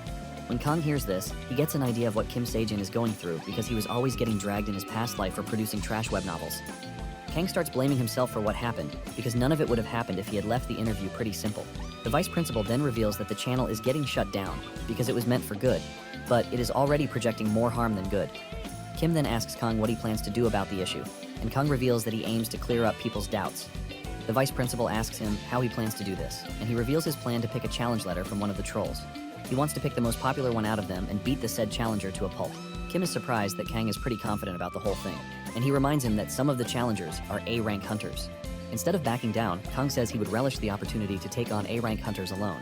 The vice principal easily figures out that Kang wants to beat the strong dudes so that the rest of them can back off. Kang confirms what the vice principal is saying and says he is choosing to do this since he can't take on every challenger. The vice principal is pleased with this plan, but then he asks Kang if he would like to have a match with him. Kang hears this, and fear grips him because he believes that the old man must have gone insane. He is forced to ask again to confirm, just in case he was going deaf the first time. However, Kim reiterates what he said. Kang cannot believe that Kim, who is an S-rank hunter, is trying to have a match with him, a B-rank hunter. Sweat runs down his face with this realization, and he concludes that the vice principal has gone insane. The vice principal reveals that he was there when Kang fought Jong, and he believed that he was actually going to lose. However, after the fight, the vice principal could see that Kang was even holding back. Because Kang was talking so confidently, Kim believes that he could also take on S-rank hunters. Kang cannot imagine that the vice principal is seriously comparing A-ranks to S-ranks. Kang is well aware that the vice principal knows just how crazy S-ranks are, but he is still making such a proposition. There is no doubt that A-ranks are pretty strong, but Kang doesn't even count Jong as an A-rank since he hasn't taken the rank-up examination. Kang admits that he has grown stronger after his fight with Jong, and this is all thanks to the training he is receiving from his master. Because of these trainings, Kang can boldly say he will handle A-ranks. S-ranks, on the other hand, are a different story. There are only 10 of them in Korea, and just about 100 in the entire world. S-rank mages are said to be strategic weapons, and the physical ones are considered to be one-man armies. Kim Man-dong is one of the top S-ranks, and he is no joke. Apparently, there was a scene in the novel when the protagonist, Seong, tried challenging Kim Man-dong because he thought he had grown powerful, only for the vice principal to utterly trash him. Kang's case is different, since he is trained directly under Cho instead of just popping mana pills like they are biscuits. He is relieved to have heard his master tell him that he is much better than a person who is just swallowing mana pills every day. However, even with all of this, Kang knows that there is no way he has a chance against an S-rank hunter. Kang is totally lost in his thoughts until Kim calls him out of it. Kim tries to persuade Kang, telling him that a sparring session with him will definitely clear the air rather than stressing himself out to fight A-ranks. Kim adds that he is going to make it official, and this would probably stop all the challenge requests that are flooding in. However, he lets him know that if he fumbles the match, he won't be able to back him up. In addition, Kim is not expecting Kang to win. He is planning to set the rules to just one hit. Basically, Kang gets to win if he manages to land a hit on Kim Man-dong. Even with this, Kang is not confident that he has what it takes to land a hit on Kim Man-dong because his body basically tanks Aura Blade like it is nothing. Kim then decides to tease Kang, telling him that he is pretty timid. Kim takes it a step further by telling Kang that he would exempt him from the new teacher training that is going to be held during the break if he manages to land a hit on him. Basically, the teacher training is a period where the teachers bond with each other, but for someone like Kang, who came from a regular school, it is going to be hell for him. Kim then adds that he will still be getting paid during the break, and Kang is absolutely blown away when he hears this. He can't believe that he is basically getting 3 weeks of paid vacation if he manages to land a hit. Kang then asks Kim if he can actually pull him out of the training since it is being run by the Hunter Management Agency. Kim then reveals that there is a special exemption program for each semester where 2 outstanding teachers are selected. These outstanding teachers are then allowed to leave the training. Kim asks Kang if he is interested, but Kang is already dreaming of it. However, he tells him to avoid any political dates. Since the following week is the presidential election, Kim Man-dong wants them to plan the match for a month from now, which is the day before the school break. Kim urges Kang not to run away before the day of the fight. Once they have agreed on the date, Kang finally leaves. Kang steps out of the office with the realization that he has a month to figure out a way to land a hit on the vice principal. He knows that the offer is appealing, but at the same time, it is not less than a death wish. He compares the vice principal to someone who is at a transcendent level, given that it was a Miram novel. Kim is no less than a walking fortress, while Kang has recently just clawed his way to the peak level. Due to the differences in their ability, Kang considers landing a hit on Kim an impossible feat. Kang's whole dream is to live in peace, but he knows that he can't stay and let his student be dragged. Just then, he gets the notification, telling him that he has just unlocked a side story called the Vice Principal Slayer. The moment he sees this, Kang immediately comes to the realization that it might actually be possible for him to land the required hit. However, there is only one person who can teach him how to, and it is none other than Cho. Kang immediately rushes over to tell the old man about it, but he is shocked when the old man lets him know that it is pretty impossible. Kang tries to convince the old man, but he insists that some things are left untouched. He tells Kang that he needs to be able to form an aura blade to be able to leave a scratch on someone who has reached the transcendent level. And by what he has told him, Kim Man-dong has reached that stage. The old man then mentions that Kang will be lucky to land just one hit, and this is if he manages to pull out every trick in the book. The moment he mentions the word tricks, Kang becomes interested and he asks for more clarification. The old man tells him that he meant using ginseng, elixirs, and the like. The old man lets him know that he might be lucky to use the aura blade if he manages to consume 3 100-year-old ginseng roots. Kang immediately tells his master that he is interested in this, but he gets punched in the head again. Cho lets him know that he might be able to land just one hit, but it won't be more than one hit. Kang smiles, telling the old man that the one hit is all he needs. Kang turns around to leave and the old man asks him where he is going. Kang reveals that he is leaving to find the ginseng roots that he talked about. The roots might be difficult to find, but Kang knows that money makes everything possible. And since the following week is the presidential election, Kang has something planned to get the ginseng root that he wants. Meanwhile, Sora is in her house, wondering why Kang has not reached out to her after he left Antas when his call came in. Sora excitedly picks up the call and she expects to be asked out to dinner or something, but Kang hits her with something else. He asks her if she has 100 million won that she can borrow from him, and the moment Sora hears this, she ends the call. She doesn't stop there, but she goes further to turn off her phone too. Kang knows that he won't be able to get his hands on 10,000-year-old ginsengs, but he can still get other ginsengs just like Xiong did. The only problem he has is that the price of the ginseng is pretty crazy. Apparently, the ginsengs that are not even up to 100 years old can go as high as tens of millions, while the ones that are over 100 years old can easily exceed 100 million won. Because Xiong was a rich and spoiled brat, he was able to buy up these 100-year-old ginsengs and just consume them like he was eating rice. Even after eating these ginsengs, he still got beaten up by the vice principal. Cho told Kang that Xiong lost to the vice principal because he was only eating the ginseng without properly absorbing the energy. Kang, on the other hand, is confident that his master will help him absorb all the energy inside the ginseng if he manages to consume even one. However, he can't just spend his entire net worth on buying the ginseng. While he was trying to figure out a way out of the problem, he remembered what the vice principal told him about the presidential election. It is apparent that the stocks will be affected by the elections. Kang has been so busy with everything else that he totally forgot about stocks. Since he has been using his knowledge of the novel to his advantage, he has totally forgotten about stocks. Kang decides to ride on this, and he heads to the bank to take a loan. In his past life, he wasn't able to get loans from a bank because he was nothing but a third-rate writer. However, things are pretty different now that he is a teacher at a hunter school. He can easily use his influence to get loans from banks. Since he already knows who is going to win between the two contenders for the presidential seat, he stakes all the loans he borrowed on the potential winner. A few days later, a pizza delivery guy arrived at the door of his classroom carrying 42 boxes of pizza. The pizza dude tells Kang that they are grateful for his patronage, and because of this, all the drinks attached to pizzas are free. His students are shocked when they see a bulk load of pizza at the entrance. They are all confused until Kang tells them to all take a box of pizza for themselves. Apparently, Kang's stake came in big time, and his net worth is now over 1 billion won. The students celebrate the free pizza while Kang smiles at the front of the class. Kang's stake had yielded 500%. Kang is thankful that his knowledge of the story finally paid off. Kang is happy to see his students smiling while consuming the pizzas, and he urges them not to choke on them. He is even willing to buy them digestive medicines just in case. The students ask him what the occasion is all about, and he reveals that he had some luck with stocks. He then adds that there is one more news he wants to share with them. Kang then tells his students that he will be having a sparring match with the vice principal on the day before the closing ceremony. The moment the students hear this, they almost choke on the pizza. The students are ultimately worried that Kang is going to get himself killed because the vice principal is considered to be a god. Kang admits that he is no match for the vice principal, which is why he is getting a handicap. Kang tells the students that the vice principal has promised to give him the win if he manages to land a hit. Even after saying this, the students still don't think Kang has a chance since the vice principal is built like a freaking tank. They just assume that their teacher is going to die. Kang urges his students to enjoy the pizza because it might be the last he will buy for them.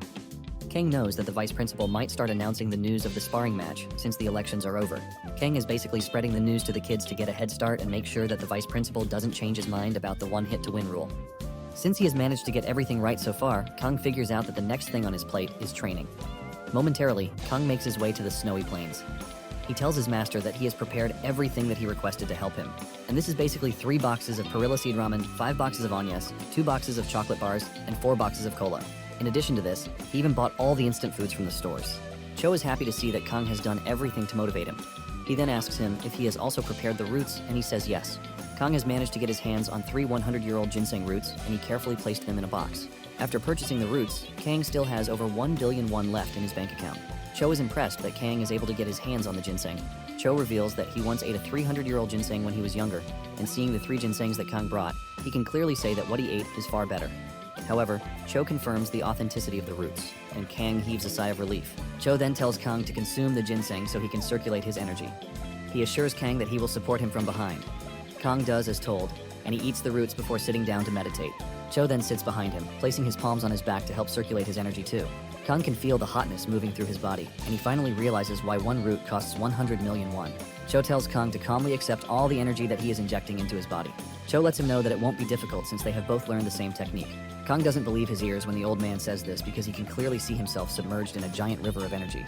Cho then asks Kang something peculiar. Cho knows that the ginseng that Kang brought is quite genuine, which makes it pretty expensive. Since Kang was able to get his hands on these expensive materials, Cho believes that he must be a bit wealthy. Kang admits that he was able to get his hands on a good amount of fortune. Since this is the case, Cho asks Kang why he doesn't just quit his job as a teacher and also forget the sparring match, so he can just live a peaceful life. Cho wants to know why Kang is stressing himself when it is easy for him to look the other way. Kang then reveals that he is trying to help out a friend who has found herself entangled with bad people. In addition, he needs to get stronger to restore the student council president's reputation, which is currently being dragged through the mud, which happened because of him. Kang admits that he would definitely have an easy life if he just let everything be the way it is, but he doesn't want a situation where he won't be able to live by himself. Cho is impressed when he hears this, and at the same time, he is proud that his guess about Kang is correct. Kang is confused when he hears his master say this, and he asks him what he meant by it. Cho just replies that he doesn't need to know it. Moments later, they reach the end of the energy absorption session, and Cho says he would have ended it there, but he decides to give Kang a gift. He lets Kang know that what he is about to do to him might be a little painful, and he urges him to endure it. Kang becomes worried when his master says he has to endure what he is about to do. He is still asking what it is when he gets hit with a powerful energy surge coming from his master's palms. Kang screams in horror as it feels like he has been struck by lightning. The pain is so much that he starts wondering if he somehow offended the old man. He is forced to ask the old man what it is that he is doing to him. The old man tells him to shut his mouth and just focus on what he is doing. He urges him to endure the pain just like he had earlier told him to. Kang is being struck with so much pain that he can't even open his mouth to tell the old man to stop whatever it is that he is doing to him. He can feel Cho's energy entering his body, but it is moving through a different meridian pathway, not the original one. Kang can sense a wall inside him, and Cho is trying to break it down. Kang wonders why Cho is trying to create another pathway, which is totally different from the ones in his body. Cho continues doing this until Kang can hear something crack inside him. Cho scolds Kang, telling him that his body is filled with so much bad energy. On the other hand, he is glad that Kang managed to endure the pain for him to finally break through. Kang, on the other hand, is just glad that it is over, since he doesn't ever want to experience the level of pain he just did again. Kang asks Cho if it is finally over, but Cho suddenly says he has opened a path in a place he doesn't want to. Before Kang knows it, Cho places his palms on his back again and pumps him with internal energy. Kang screams out loudly before finally passing out. When he wakes up, he also screams out in pain, telling the old man that he is going to sue him. While Kang was knocked out, Cho was busy eating ramen. Kang screams at the old man, asking him what he did to his body. He demands an explanation since he never got one aside from the fact that the old man told him to endure the pain. The old man screams back at Kang, calling him an ungrateful fool for not appreciating what he did for him. The old man reveals that he also went through hell to help him out, but he woke up to start saying trash. Cho tries to hit Kang, but he surprisingly dodges the hit.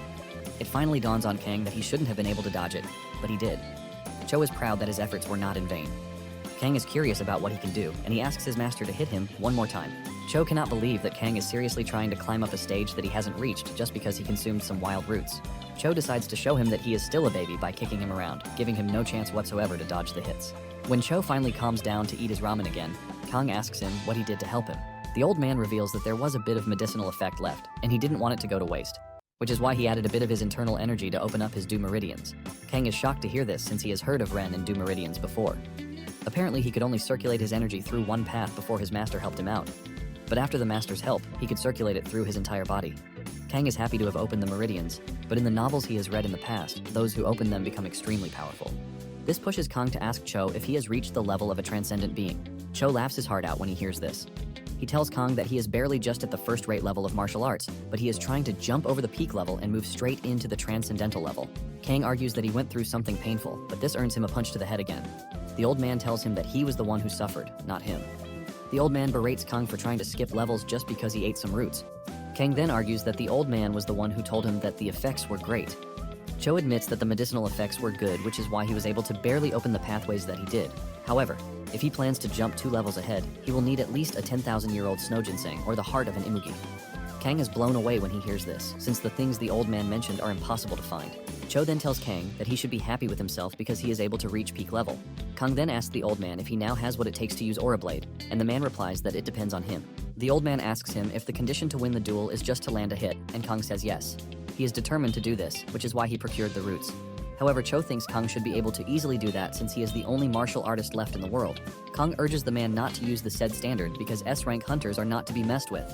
Cho then talks about how the elders in his days were all on a transcendent level, which makes it a high feat to acquire. Kang cuts his master off from his boring talks and suggests that they get down to training because all he needs is 1 hit. However, Cho scolds him for accepting the bare minimum. Cho lets him know that it is a disrespect for him to have accepted the deal to land just a hit, and he lets Kang know that he would have been pissed if he were in his shoes. Kang finally gets to think about it, and it starts to piss him off.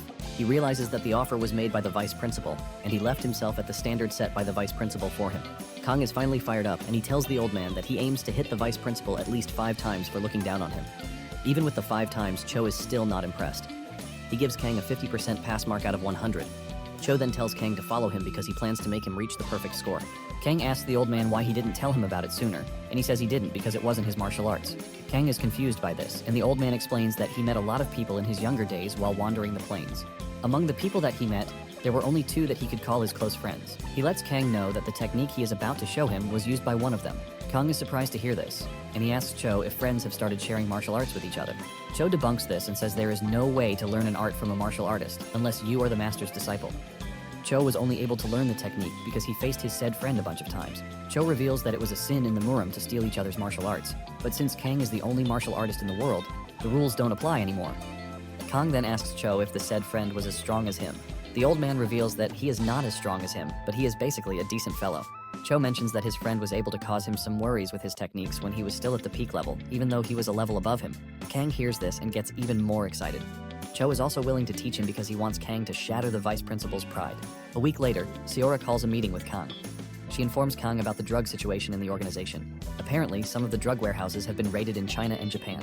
After telling Kang about the drug situation, she asks him if it is true that he wants to have a sparring match with the vice principal. Kang is surprised that the rumor has spread among the teachers too.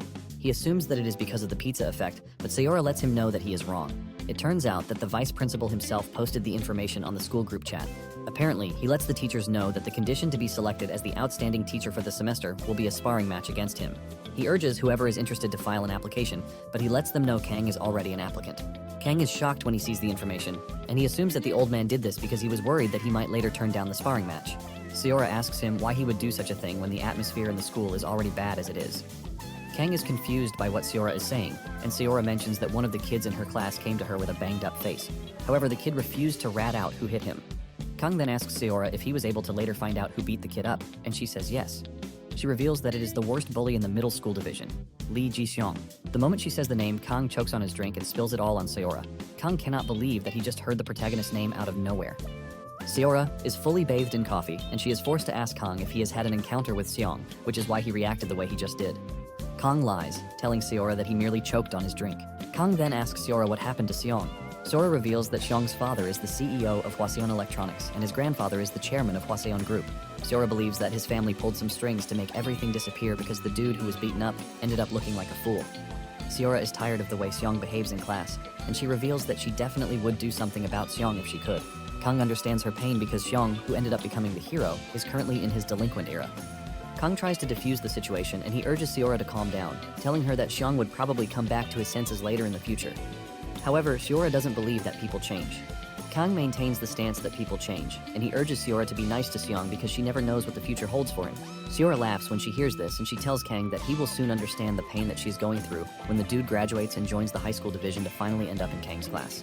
Kang doesn't think he will be taking in any more students since he is just a side character in the story, but he is relieved to have heard Seong's name again because it makes the story feel alive. Seora mentions that she can't wait for the semester to be over so she can finally stop seeing Seong's face. Seora then asks Kang if he has any plans for the upcoming break. Kang reveals that there is an upcoming teacher's training, but he is skeptical about going. Seora is also worried about him, but Kang reveals that he might be lucky not to go if he manages to become an outstanding teacher. The moment Seora hears this, she believes that Kang has lost his mind because Kang is banking on the duel to become the outstanding teacher.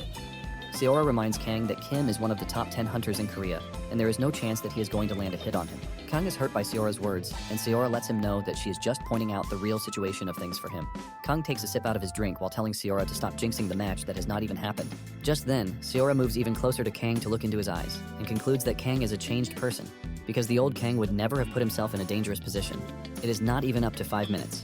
And Seora is already changing up her words, saying people really do change. Unknown to her, the Kang she now knows is different from the old Kang. Soon afterward, D-Day arrives. The arena is packed with spectators who are waiting to see Kang fail badly. They assume that Kang has grown arrogant because he managed to defeat Jong. They are all jealous of the fact that Kang didn't graduate from a hunter school, and he is striving to take the position of an outstanding teacher. Some of them believe that Kang has a trump card up his sleeve, but others believe that this won't matter against the vice principal. While his haters are busy whispering and saying trash behind him, Kang can hear all of them. Apparently his senses have become sharper after his training with the old man. One of his students, Jinsu, who is always on his neck and disturbing him in class, helps Kang to massage his back. After a few minutes of massage, Kang tells him that it is enough, but Jinsu says that he can still help more. Kang easily figures out that Jinsu is only helping so he can sit close to the arena and get a better view of the fight. Kang knows that teachers are only supposed to be present since the information was posted on the teacher's platform. But apparently some of his haters leaked the time and place so that they can watch Kang fumble in front of the students and get mocked. Kang then asks Jinsu if the rumors about him are bad, and Jinsu says yes. He reveals that most of the teachers are with the mindset that Kang is trying so badly to win the Outstanding Teacher Award. However, his students know that this is all false because they know the type of person Kang is. Among the crowd, Kang still has some who love him and want him to win, and this includes Park and the tech teacher. His entire class is also there to support him, and Kang is pleased to have some support, even if it is just a little. Momentarily, the vice principal arrives in the arena. His aura alone announces his presence, and Kang cannot stand the man's annoying attitude. Kim then reveals that he wasn't expecting many people to show up, as if he wasn't the one who advertised for the whole town to be aware.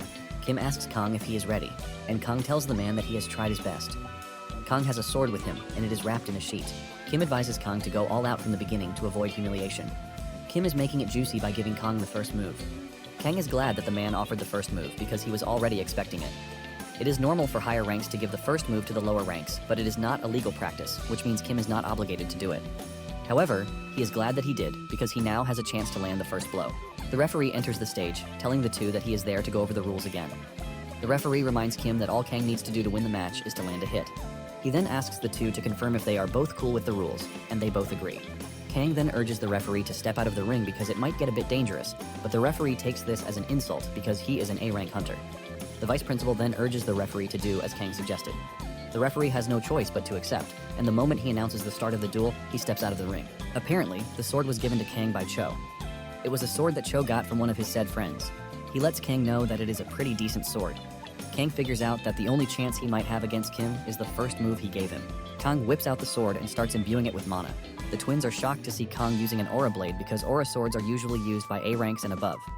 Kang can sense that the students are impressed by what he just did, but the teachers are a different story. Even Kim is not impressed, and he asks Kang if the aura blade is all he has, but Kang says no. Kang expels more aura from his body that covers the entire area where he is standing. This shocks the teachers as Kang is basically tapping into a technique that is exclusive to S ranks.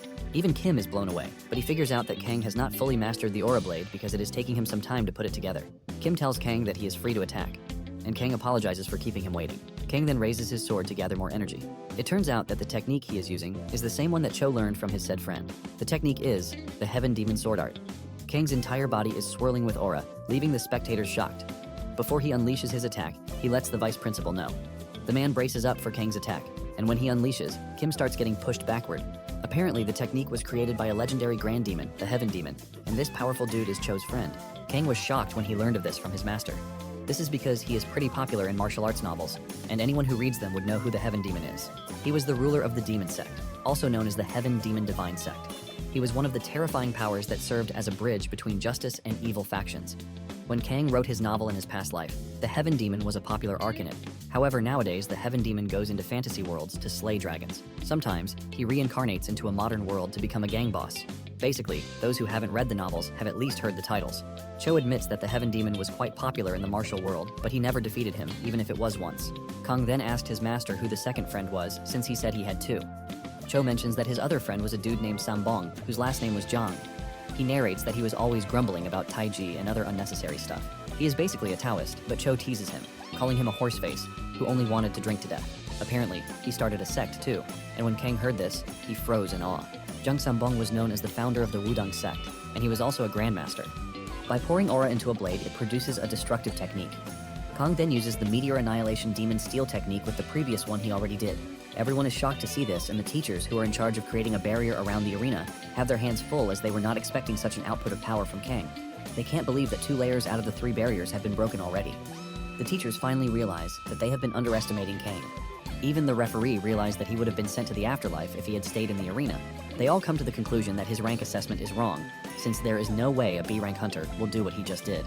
After Kang is done with his attack, he starts breathing heavily like a horse as he realizes that he has used up all of his aura. He knows that there is no chance on Earth that he would be able to use the technique twice.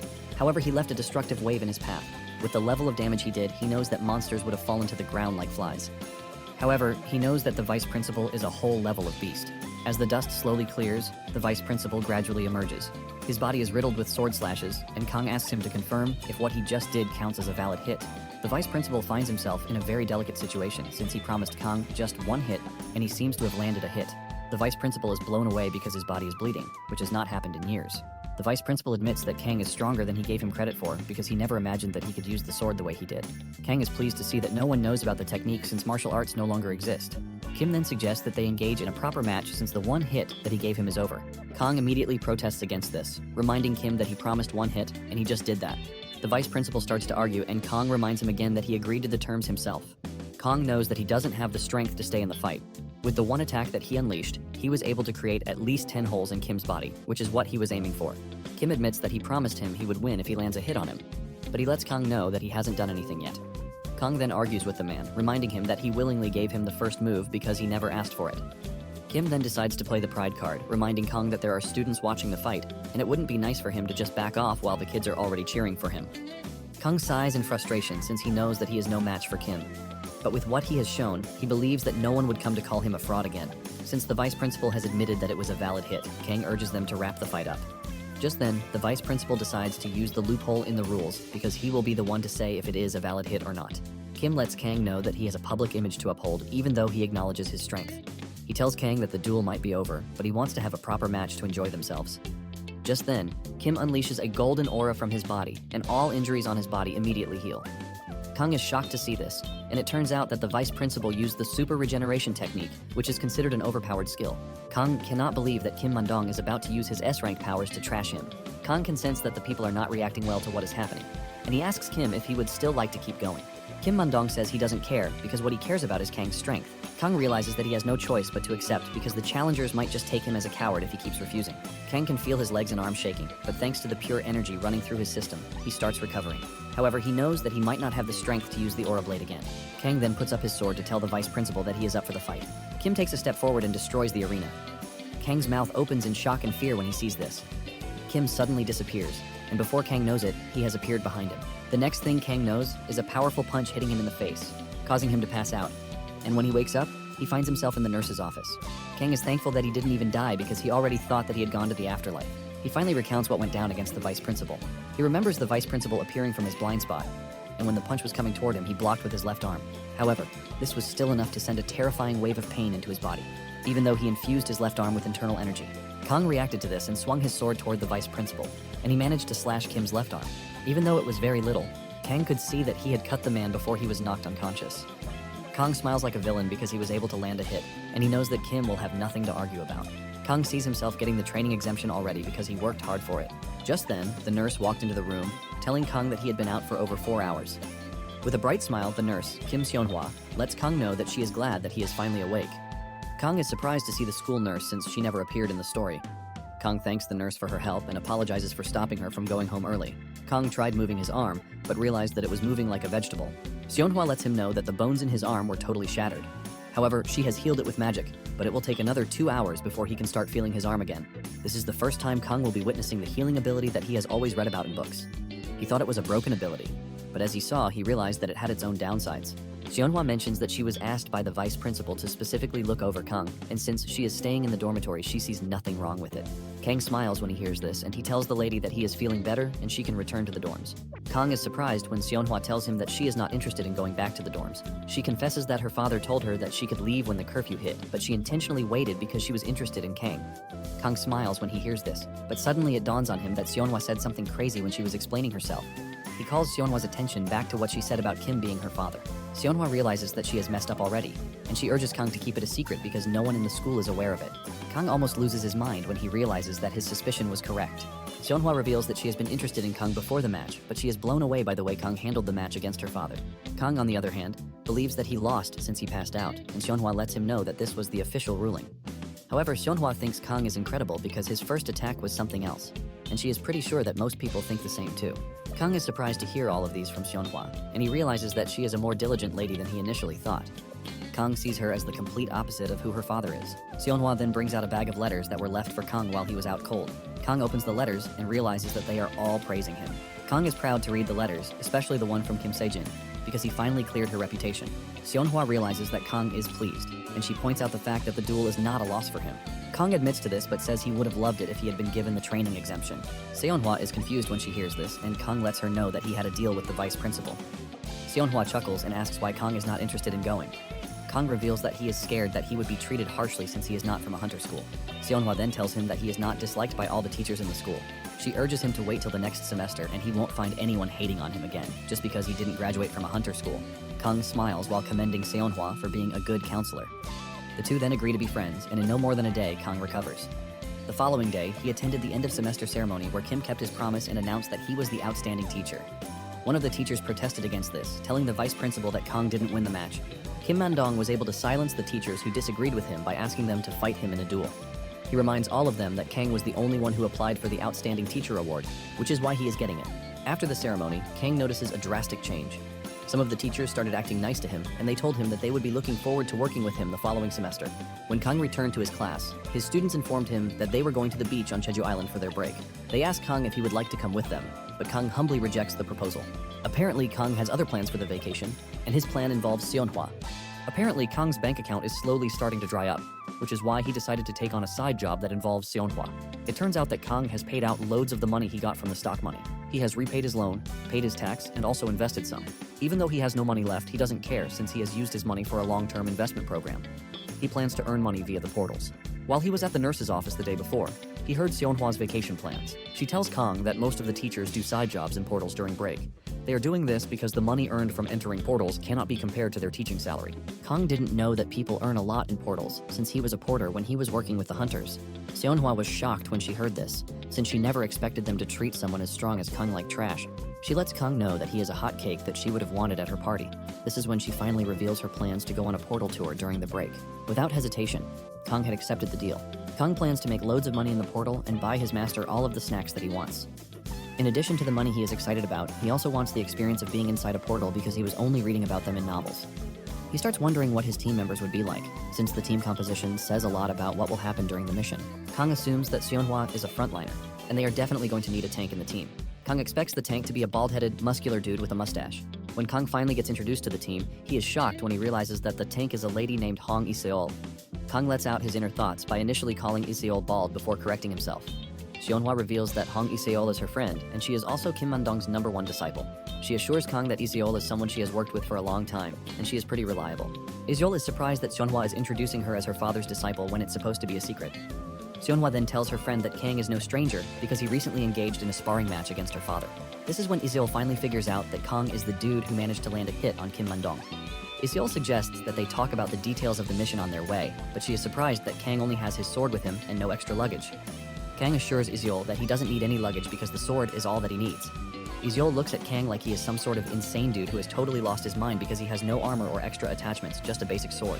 Iseol walks up to Seonhwa to complain, but Seonhwa lets her friend know that Kang is fine the way he is. Even though they are whispering, Kang can clearly hear them. Kang is disappointed that he didn't meet a macho man, but someone who is even more dangerous. Kang knows that Iseol is currently an A-hunter, but she later becomes the high school division's hand-to-hand combat teacher.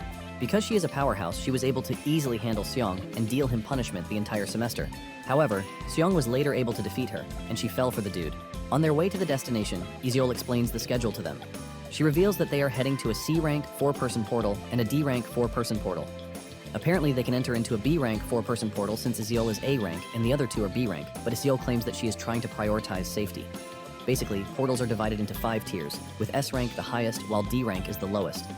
Kang read that the profit margin between the single ranks is quite enormous. Kang finally speaks up, telling Iseol that he thought they were going to a B-rank portal. Iseol disagrees with him, telling him that the portals are called 4-person portals for a reason.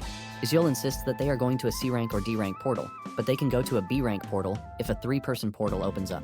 Kang reveals his disappointment, saying it would be hard for him to make the profit he was looking for. Deep down, Iseol is already pissed that Kang is arrogant. She believes that Kim Man-dong went easy on him during the match. She doesn't like the fact that Kang is already talking about profits in a B rank portal when he doesn't even have the proper gear. She decides that she has to teach Kang a lesson so he can know not to joke with his safety. Iseol then tells Kang that she will allow them to go to a B rank portal if he can clear out a D rank 4-person portal by himself.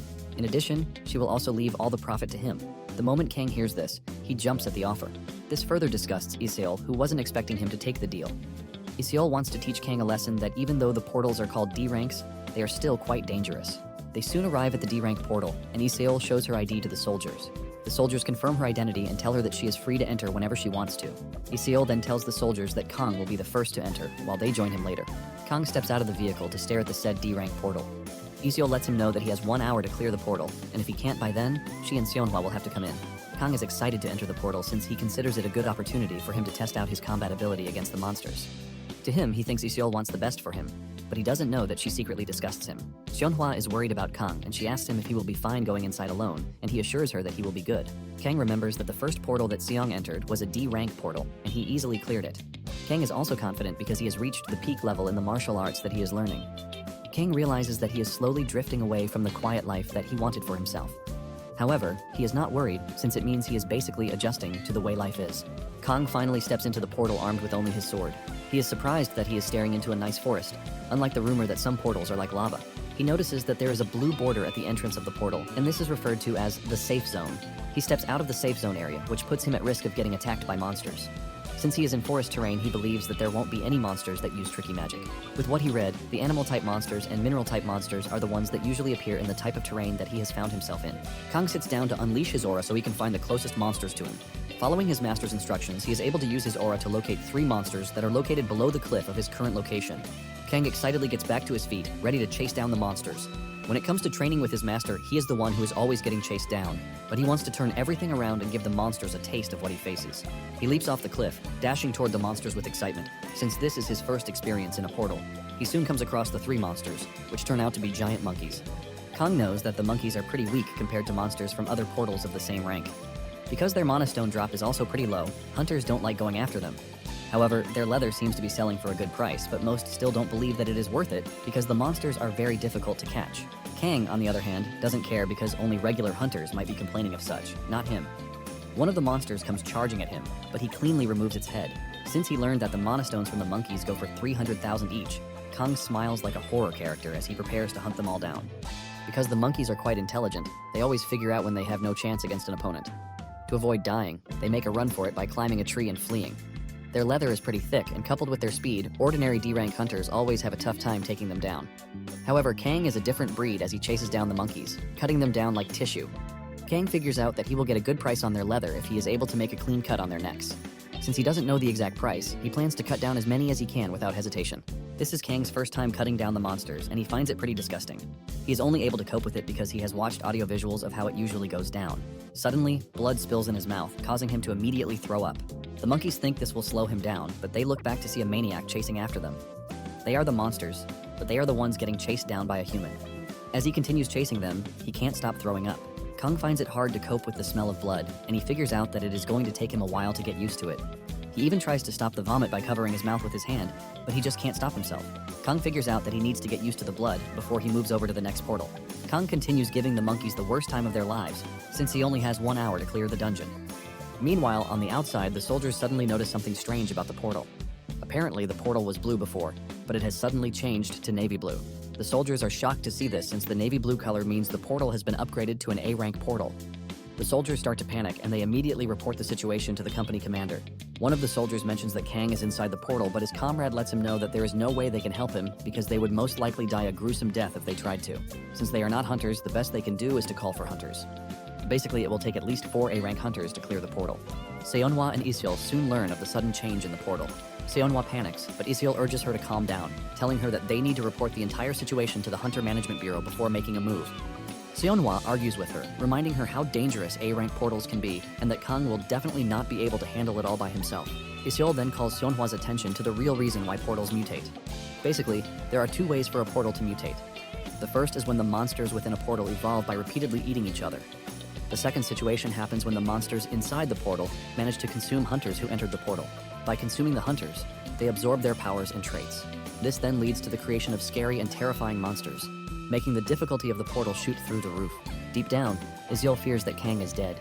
Seonhwa senses what Iseul is thinking, and she argues with her, telling her that the portal most likely evolved because the monsters were preying on each other. Iseul then reminds her friend that it has already been 1 hour since Kang entered the portal. She tries telling her friend that they need to be more realistic when thinking about the entire situation. However, Iseul blames himself for what happened because she was trying to teach Kang a lesson. Since Seonhwa is insisting on entering the portal, Iseul tells her to stay in the safe zone area while she looks for Kang. She is the faster one, so it is the obvious choice. But she lets Seonhwa know that she will knock her out if she fails to follow the order she just gave her. Iseul then urges Seonhwa to run back outside in case things go wrong. The soldiers are surprised to see that Seonhwa and her friend are planning to enter the portal even though they know that the portal's condition has changed. One of the soldiers tries to stop them, but his colleague urges him to grant them permission to enter. He tells his colleague that Iseul is Kim Man-dong's disciple, and she will definitely find a way out of the problem. While entering the portal, Iseul is worried that Kang might encounter the portal boss.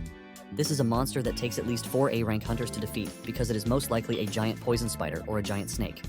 In a worst-case scenario, it might turn out to be an ogre, called the Nightmare of the Forest. Seonhwa, on the other hand, is praying that Kang is close to the entrance so that they can find him easily. Unknown to them, Kang has gone really deep into the portal, cutting down the monkeys.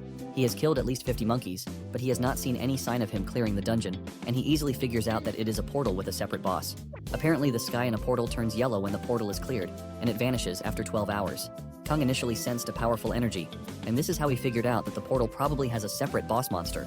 However, he still considers it weird since he is in a D-rank portal, and just as he suspected, a terrifying ogre appears before him. This is a creature that is supposed to be inside an A-rank portal. Kang is stunned since 1 A-rank hunter is destined to die if 3 of them fight the ogre. However, it is a 4-man A-rank team. 1 of them will leave the fight totally battered and injured. Kang remembers that in the novel, the protagonist got assigned to the wrong portal, and he had a tough time fighting an ogre. However, this was a 2-headed ogre that is usually found in S-rank portals.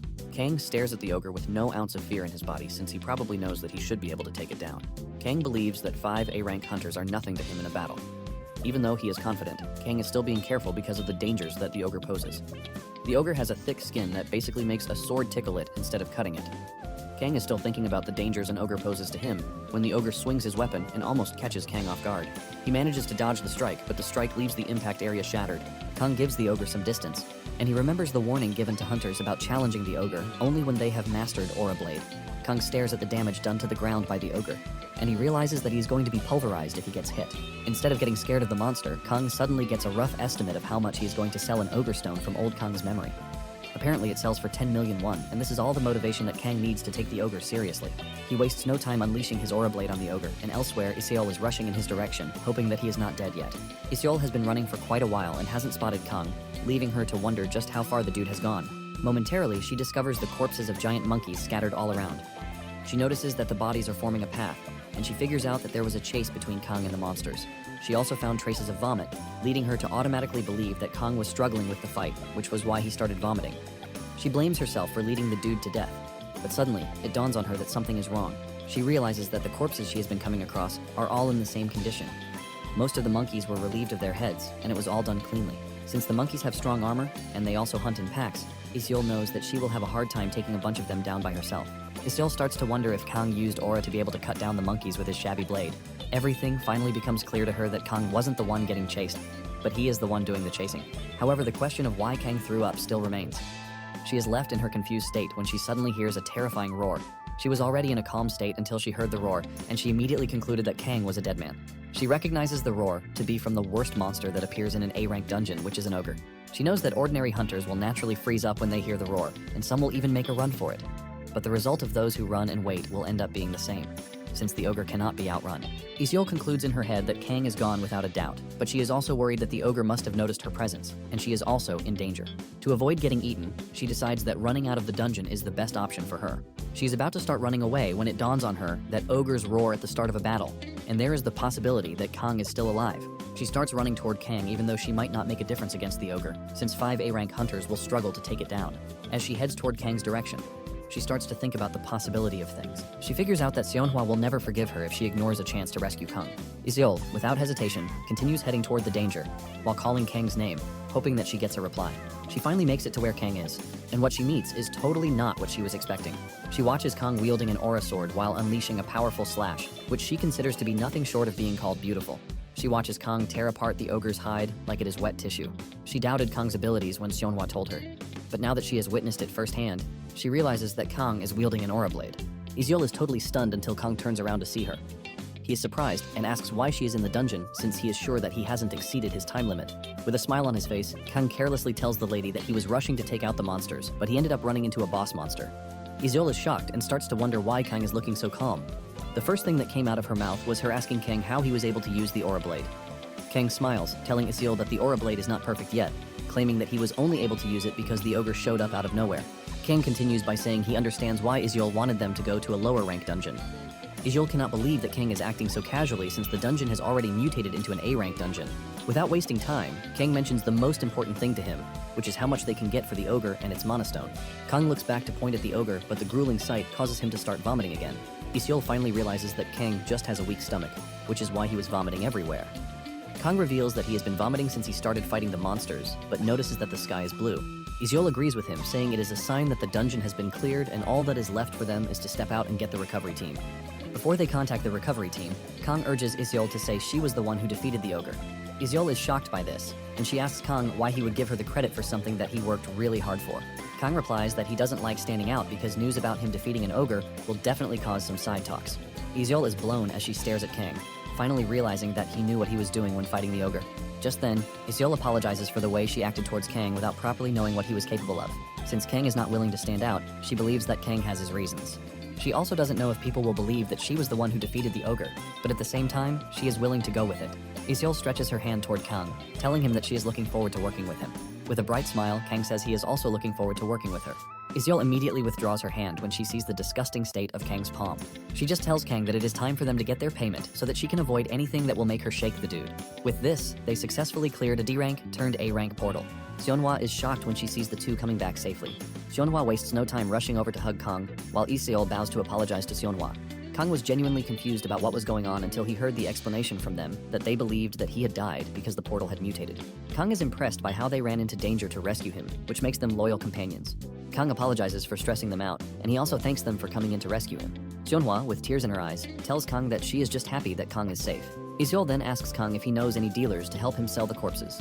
Kang smiles, telling Iseol that she is free to handle it the best way she can, lying that it has been a long time since he hunted.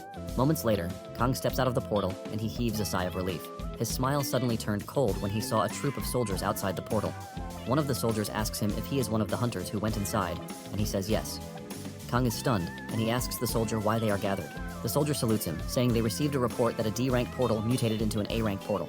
The soldier reveals that the troop is from the Aegis unit, and they were dispatched at the request of the Hunter Management Agency. The captain asks Kang why he is the only one stepping out of the portal when there were 3 who entered. Kang finally realizes that everyone is gathered because they were scared that the team was already wiped out in the portal. Kang assures the soldiers that the other hunters are safe because they have cleared the portal. The soldier cannot believe what Kang just said about the portal being conquered. Kang is still trying to prove this when a giant ogre head tries to come through the portal. The soldiers scream when they see this and they are prepared to fire their weapons, but Iseol's voice echoes from behind, telling them not to fire their weapons. She assures them that everyone on the team is safe. Iseol tries pushing out the giant ogre's head but couldn't, and she tells Kang that they might have to cut down the ogre's head into pieces. Kang then tells her to return the head into the dungeon so that he can cut it down. The captain is stunned when they see this, and he starts to wonder how an ogre is killed by just 3 hunters. The soldiers had always seen an ogre only during their training sessions, but never with their own eyes. The talk about how 5 A-rank hunters are needed to take down the ogre continues. The soldiers immediately believe that Iseol defeated the ogre by herself, since she is Kim Man-dong's disciple. The soldiers even disses Kang, saying he is just a weakling with a pretty face. However, some of the soldiers conclude that Kang also helped to take down the ogre. Kang, on the other hand, is glad that everyone believes that Iseol was the one who defeated the ogre. Kang is also glad that the Heavenly Demon sword style worked because he would have had to struggle against the ogre if the technique didn't work. Momentarily, a familiar dealer, whom Iseol usually uses, shows up. The dealer is shocked to see the ogre's corpse, leaving him to ask Iseol how she did it. However, he concludes that Iseol was able to do it because she is Kim Man-dong's disciple. Iseol chuckles nervously, saying she was lucky to have defeated the ogre, and she asks the dealer how much he can give them for the corpses. The dealer assesses the monkeys, and after a quick evaluation, he tells Iseol and Kang that he will be giving them 16 million. Kang almost loses his mind when he hears the huge amount of money being offered. Iseol is pleased with the offer, and she asks the dealer about the ogre too. The dealer admits that the ogre's bones are fine, even though the skin is pretty damaged. Since the hide will be hard to use, he offers up 13 million, excluding the mana stone from the ogre. Iseol argues with the dealer, saying it is cheap, but Kang is already losing his mind from the boggling amount of money being called in his presence. Before he knows it, the money adds up to 40 million, and Kang doesn't know when he starts celebrating the huge win. Even the dealer is shocked to see this, and he asks Iseol why Kang is celebrating when he wasn't even the one who defeated the ogre. Iseol doesn't know what to say to defend Kang, and she just tells the dealer to deposit the money into Kang's account, claiming that there is a reason for it. Kang considers hunting monsters a very lucrative deal because he has been able to make 40 million from clearing just a single dungeon. Kang knows fully well that he would have quit his job as a teacher and started working as a hunter full-time, if not for Seong. In no time, Kang receives the money in his account, and surprisingly, he gives Seonhwa and Iseol 10% each, which sums up to 4 million each. Iseol and Seonhwa are surprised by this, and they try telling Kang that he had no obligation to help them since they didn't do anything, but Kang says he did it to apologize for worrying them. The ladies are hesitant to take the money, but Kang urges them to take it, reminding them that they still have more missions to go on together. Kang excitedly tells the two that he is happy to be working with them. Iseol stands there in awe, and before she knows it, her face has turned red. During dinner that night, Seonhwa notices that Iseol has been out of her zone since Kang left. She asks her if there is a problem, but Iseol assures her that she is fine since all she did the entire day was carry monster corpses and drive the car. However, she is thankful because she was able to earn 4 million without even doing anything. She then reveals that she feels bad about taking the money and is even considering returning it. Seonhwa believes that her friend is definitely not spacing out because of 4 million, considering that she is an A-rank hunter. Unknown to her, Iseol is still flustered by what she witnessed Kang do to the ogre when they were in the dungeon. She realizes that the skill Kang used is a very dangerous one that she hasn't witnessed from any other hunter. Iseol then tells her friend that Kang might be the key to unlocking the next step of power for her, because she has been stagnant since she got promoted to A-rank. Just then, Kim Mandong appears in the room with a big pot of soup and a pink teddy apron. He reveals that he has heard the report about their expedition into the dungeon, but he knows that Iseol doesn't have the strength to take on an ogre alone. He suspects that Kang was the one who landed the final blow, and Iseol confirms this, saying no one would believe her since Kang is a B-rank hunter. She tells her master that Kang also doesn't want people to know his strength. Iseol then asks Kim Mandong about the open position of spearmanship at the school. Apparently, Iseol is interested in the position, claiming that she should be able to get the hang of it since she will be teaching kids. Iseol excitedly reveals that her guild contract is about to end, and she will resume teaching at the school as the spearmanship instructor. Meanwhile, Kang has gone to see his master to tell him how he was able to cut the vice principal's body, thanks to the techniques that he taught him. However, the old man just sits down to enjoy his ramen, while the dude talks about how he defeated the vice principal. Kang notices that his master is actually smiling, even though he is trying hard not to show it. Cho then tells Kang that the vice principal is a pretty shameless person to have used a superior technique on someone who is lower than him.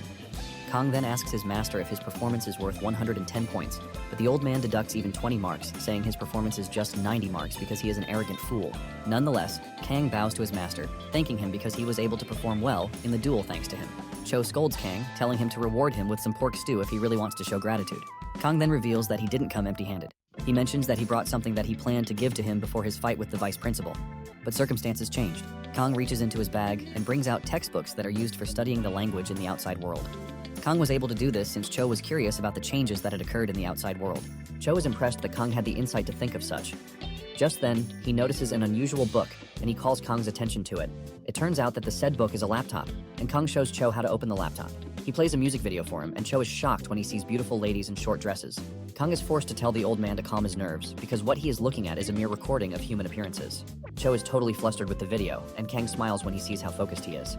Kang knows that Cho has been alone for a really long time, and even though he claims he is used to it, Kang knows that everyone needs a companion at some point. Cho is surprised that people don't cover themselves up again like before, and he concludes that the outside world is corrupt. Kang tries to explain, but the old man cuts him off, telling him that he is only messing with him. Kang then informs the old man that he is going to be busy henceforth, and he only came to show the old man how to use the laptop before he goes to do what he has to. Kang reveals that he is planning to go out to take out monsters since he has said the best way to get better is through combat experience. Kang then sits the old man down and starts teaching him how to move the mouse, turn on the laptop, and so forth. Cho just stares at him like a proud father staring at his son. Soon afterward, Kang meets with Seonhwa and Iseol. Iseol welcomes him much better than before, and she proposes that they use her car again. On their way to the location, Kang notices that there is something weird in the back seat, and he asks about it. Iseol reveals that it is a collapsible spear, which she wants to start using starting from that very day.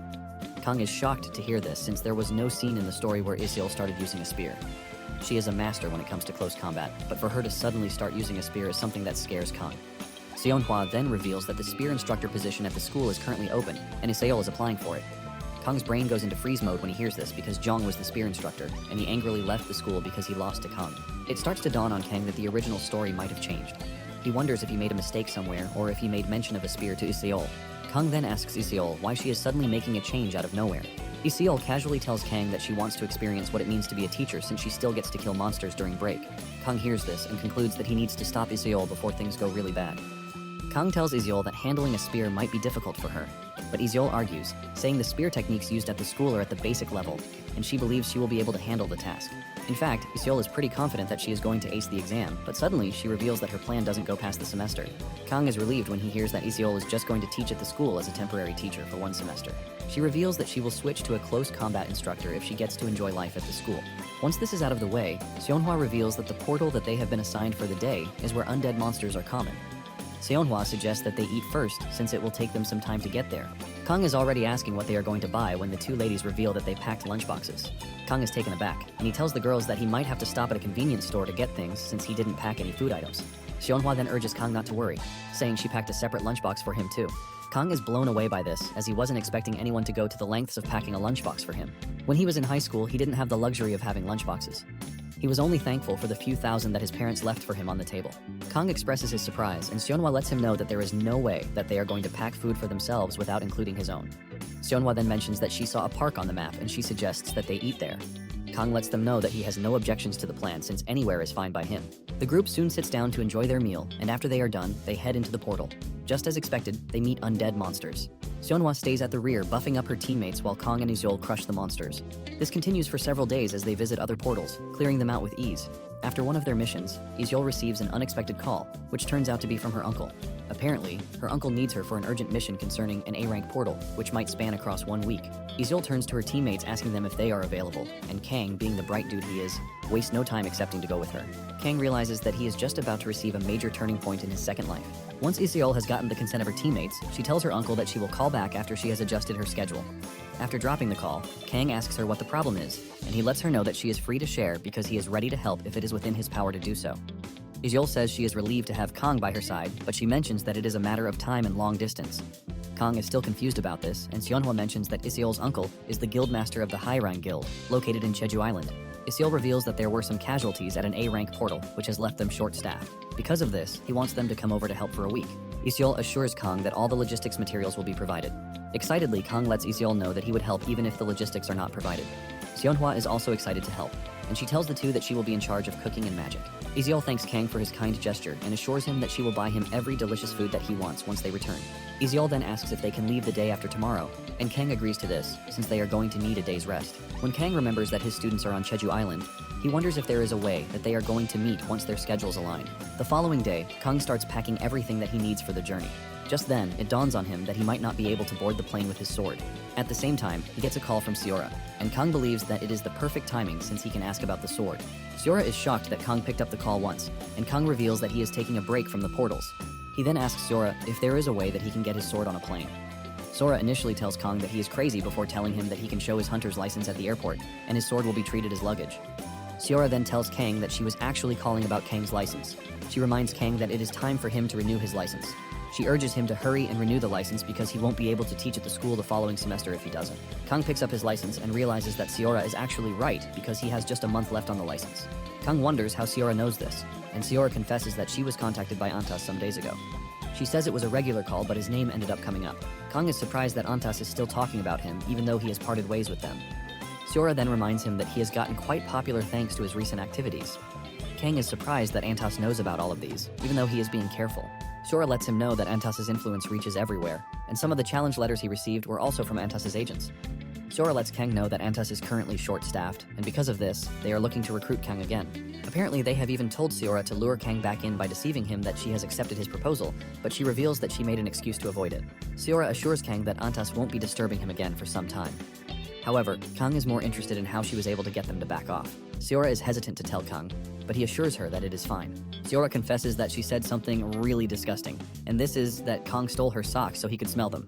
Even though the lie was really disgusting and demeaning, Kang didn't mind as long as he got off Antas's radar. He even thanks Seora for the assistance. The next day, Kang meets with Seonhwa and Iseol at the airport. Kang is shocked to see the crowd at the airport, and Seonhwa says the airport is probably packed because it is vacation season. Iseol tells Kang that the injured hunters will soon return to work, and if they are able to work hard for a few days, they will also have some time on their hands to play. Once they landed, Iseol's cousin Hong Yeshul met up with them. Hong Yasul happily welcomes them, and she appears to be an enthusiastic girl, a completely different person from Iseol. She even gets along well with Seonhwa rather than her own cousin. After she is tired of shenanigans, Iseol tells Yesul to greet Kang. Yesul walks over to Kang, and she reveals her shock that Kang is just a teacher, since he is built more like a celebrity. After they are done with the whole greeting, Yesul tells them that she is going to explain the details of the mission to them as they head to the guild. Yesul explains that in the past week, loads of forces from the guild were deployed to an A-rank 10-person dungeon. However, 3 ogres appeared during the dungeon raid. In the end, the hunters managed to clear the dungeon, but one of them died in the process. However, the vice master of the guild and all team members with him were all injured. Some of them are suffering from the trauma of losing their comrade and have even revealed their plans to retire. Kang understands what the hunters are going through because there is no amount of magic that can heal emotional trauma. They soon arrive at the guild, and Yesul lets them know that they are free to leave their luggage in the lobby while she takes them to where they will be staying. Kang stands in front of the guild's building and expresses his shock that the guild has such a big building to itself. Yesul corrects his assumption, telling him that the guild only uses the 7th floor up to the 10th floor. Just then, the guildmaster and Iseol's uncle, Hong Jong-sik, show up to welcome them. Iseol asks her uncle if he is doing fine, and the man teases her, replying that he wouldn't have asked for help if he was doing fine. Jong-sik walks up to Seonhwa to ask after her father. She reveals that her father sends his greetings and lets him know that he would have come by himself if he could have. Jong-sik then turns to Kang to welcome him with a bright smile. Kang sees this and realizes that the entire family is cursed with brightness. Once they enter the guild, Jong-sik does a quick summary of what Yesul has already told them. He then reveals that they are planning to conquer a B-grade 7-person dungeon. Apparently, the guild has a habit of deploying more than the required number of hunters into a dungeon because they value their hunters' safety. However, they are short on staff, and since they are low on numbers, he tells Kang and his team that all they can provide are 5 people. Iseol gladly tells her uncle that the numbers are quite enough for them, and she asks Kang for his opinion. Just then, Kang reveals that 5 people alongside them are actually too many.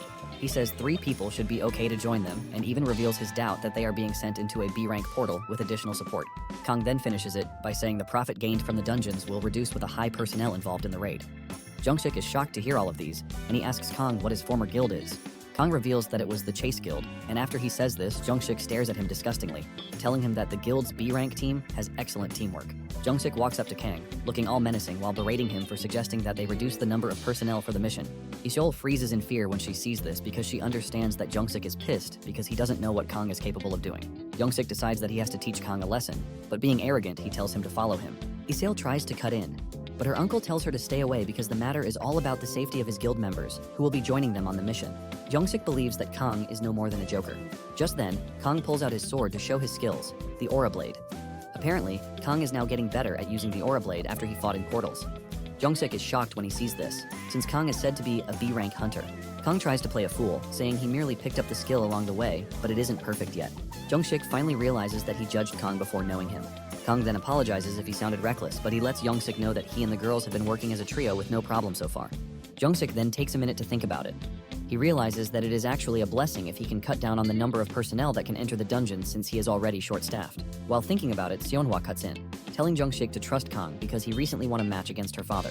Kang tries to debunk this, claiming that the vice principal went easy on him, but Seonhwa maintains that he is the winner, judging by the rules set for them. Jong-sik is shocked to see that Kang was the one who managed to land a hit on Kim Man-dong. Iseol quickly supports the conversation, saying Kang is the real deal. Jong-sik is confused that, with the level of skill that Kang has, he is still B-rank. He asks Kang if there is a reason for this. Kang reveals that there is no particular reason other than the fact that he hasn't met the requirements for the promotion exam yet. Apparently, the requirement for the A-rank exam is to clear over 100 B-rank portals, and overseas activities do not count. Because of this, Kang reveals that he has not been able to take the exam. He tells Jong-sik his plan to renew his license and try to meet the requirements the following year. Jong-sik then urges Kang to make sure he takes the exam when he is liable to do so. Iseol thanks her uncle, but Jong-sik replies that he has not backed down just yet. He still believes that Kang is not fit since he wasn't able to meet the A-rank requirements. He tells Kang that he lacks experience, even though he is pretty strong.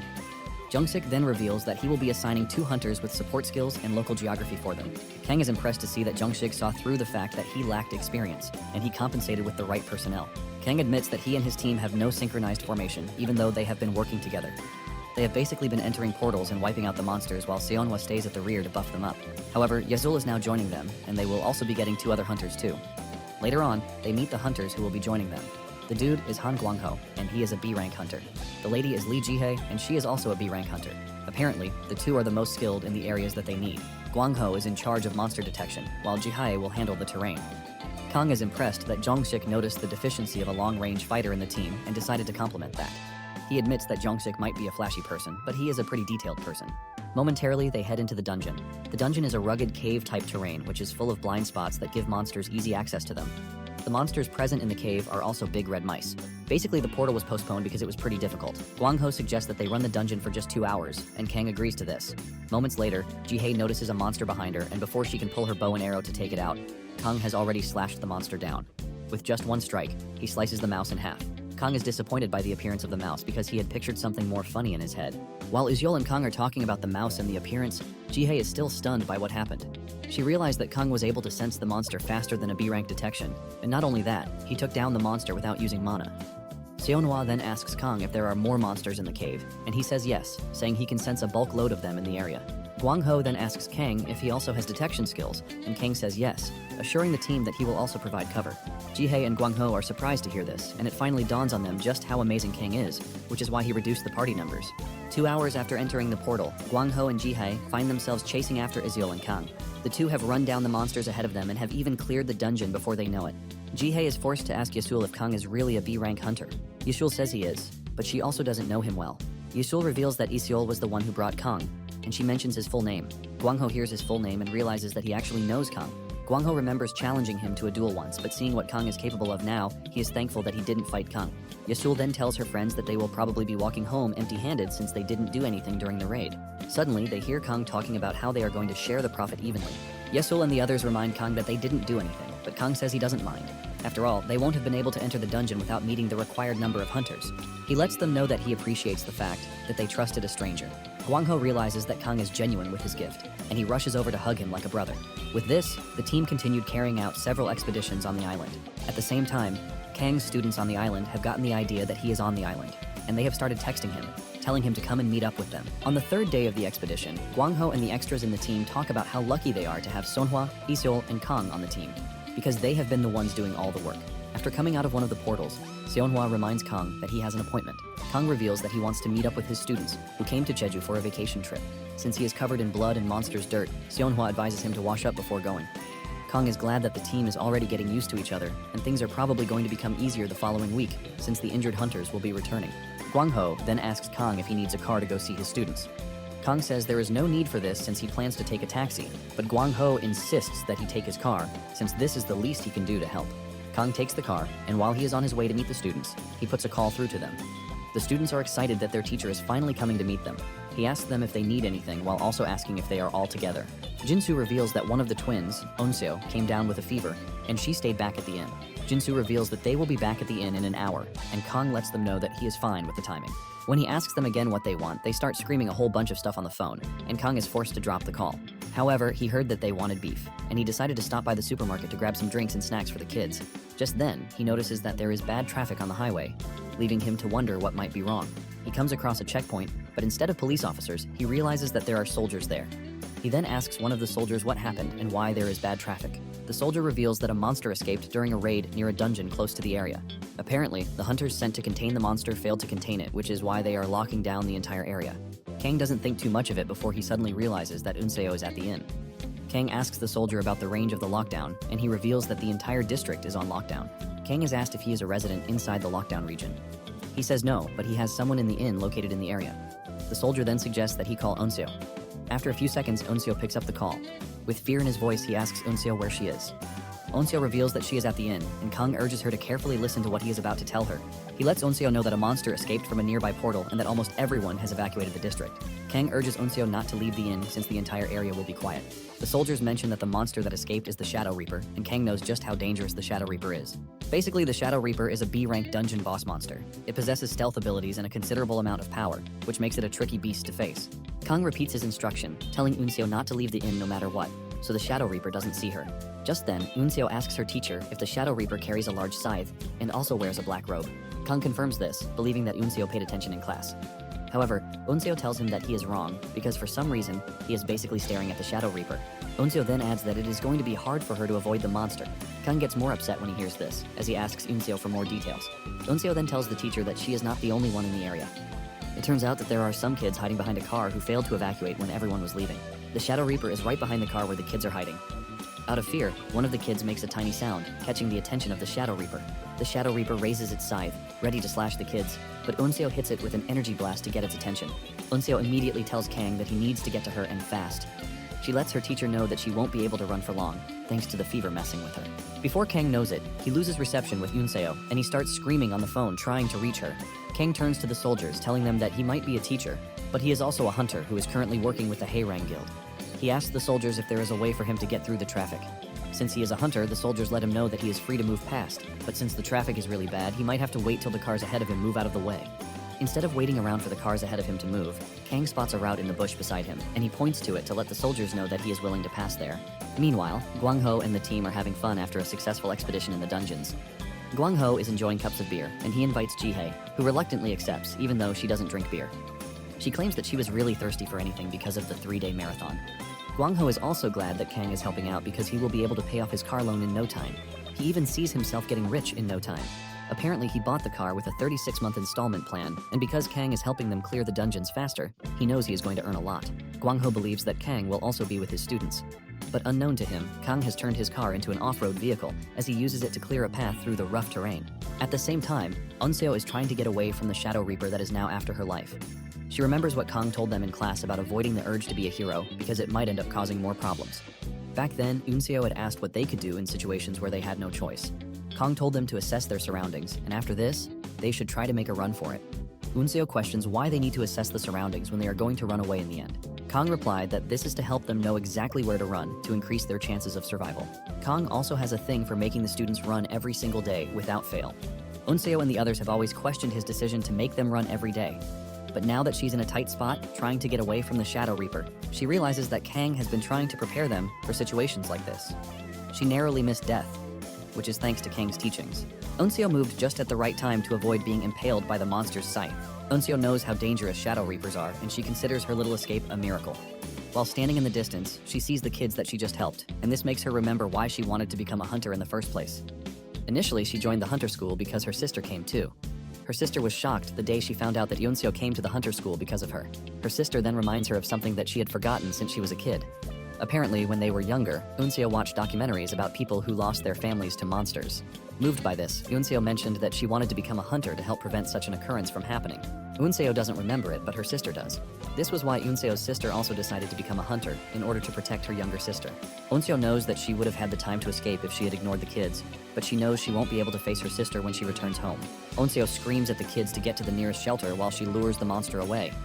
Suddenly, Unseo notices that the monster has disappeared. Unseo immediately stops to assess the situation, and this is when she remembers that the Shadow Reaper is feared because of its elusive nature. Before she knows it, the Shadow Reaper appears behind her. Unseo is already caught in the monster's shadow, and there is no escape for her. She can only watch as the Shadow Reaper raises its scythe, ready to decapitate her.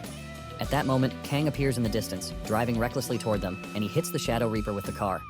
3 minutes earlier, Kang was tracking down Unseo's position using his Kai. Using his ki, he is able to determine the figures that are humans, and the particular figure that is the monster. Kang believes that nothing serious will happen to Unseo since she appeared in the original story. However, he remembers that some things have not been adding up. Things like Seora leaving Antas, or Isil's decision to join the school. Kang believes that the actions he has taken so far might cause a butterfly effect, which can make Unseo's fate become unpredictable. Not ready to accept this reality, Kang stepped on the gas and focused his ki to track down the monster. The moment he locked onto the Shadow Reaper, he pushed the car to its limit as he cut through the trees, and he hit the Shadow Reaper with the car. Kang jumps out of the car and heads straight for the Shadow Reaper. He is pissed that there is a monster trying to hurt his student. He hits the Shadow Reaper with so much anger that it throws it to the ground. Kang looks like a scary villain before finishing off the Shadow Reaper with just his bare hands, which he infused with a devastating energy blast. Unseo witnessed this, leaving her totally stunned. Kang ends up in the water beside them alongside the Shadow Reaper's dead body. Kang finally emerges from the water, heaving a sigh of relief that he made it just in time to save his student, because she definitely would have been done for if he had arrived just a minute later. Kang climbs out of the river, casually asking Unseo if she is fine. Before he knows it, Unseo jumps into his arms with tears in her eyes. Kang realizes that the girl must have been really scared, even though she stood up for the kids. Kang urges her not to cry since she wasn't hurt anywhere. Unseo then reminds Kang of the car that has ended up at the bottom of the river. Kang pats her on the head, telling her that it is just a car. The only thing is that he is glad that she is safe. Meanwhile, the car owner is sleeping soundly in his room, not knowing that his car is totally wrecked. Momentarily, the news about the defeat of the Shadow Reaper spread quickly, thanks to the kids who ran to report it. In no time, several vehicles from the military, medical staff, and the like arrive on the scene. Kang and Unseo sit behind an ambulance, and Kang asks Unseo if she will call her parents. But Unseo says no, because they might just make her come back home and end the trip.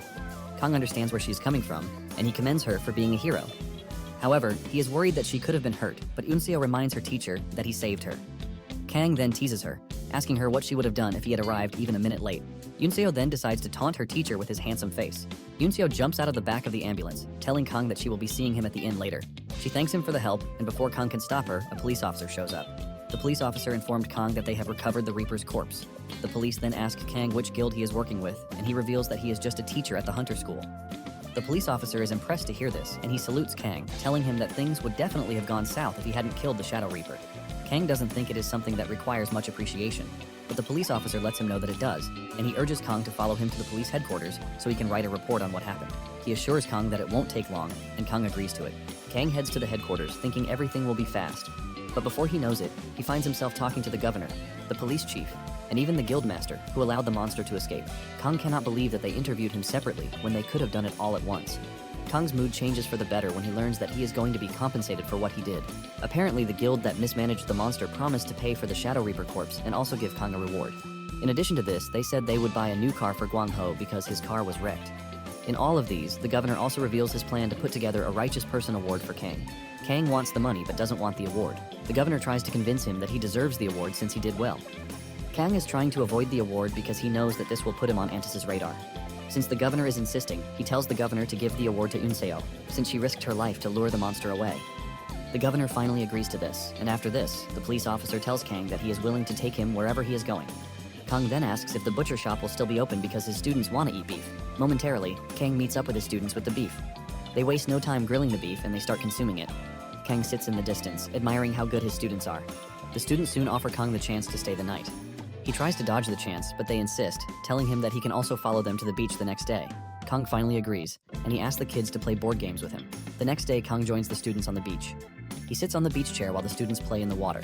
Kang cannot believe that the students still have enough energy in them to play around, even though they stayed up all night. He is already planning on increasing the number of laps that they are going to run once the semester resumes. Just then, Jinsu and the others cook up a plan. They leave the water and walk up to their teacher, asking him if he is bored. Kang replies that he is fine where he is, but the students have other plans. They all try to grab him at the same time, but they are no match for him as he easily moves away from the chair, leaving them to catch the air. The students are not ready to give up, even though Kang is pretty elusive, as they continue chasing after him. Kang casually tells them that they are still not at the level where they can catch him. Kang then tells Jinsu to follow him and get drinks while Unseo stays behind to watch over the others. Unseo's sister Unsu is shocked when she hears this, asking Kang if he is showing favoritism to Unseo. Kang casually tells her to be well-behaved like her younger sister. Kang continues walking away, telling them to stay put while he is gone. Jinsu asks Kang if he plans to leave the girls to themselves, and he says yes. Jinsu is glad that he is close to the teacher because he could have ended up just like the girls. While Kang and Jinsu are gone, Unseo resorts to a terrible method to keep the girls at bay. She places sand cups on their arms, telling them not to move until the teacher returns. The girls are obviously frustrated, but they can't do anything since Unseo is in charge while the teacher is away. As if things are not bad enough for the girls already, some female praying dudes arrive at the beach and immediately focus their attention on the girls. The dudes ask the girls if they are willing to hang out with them, but the girls ignore them and look at them disgustingly, which is a clear sign telling them to back off. However, the dudes do not want to take no for an answer as they try to sweet-talk their way to get the girls' attention. The girls are forced to reveal that they are minors. But even with this, the dudes are not ready to back down. They are offered drinks, but the girls still refuse to take the drinks.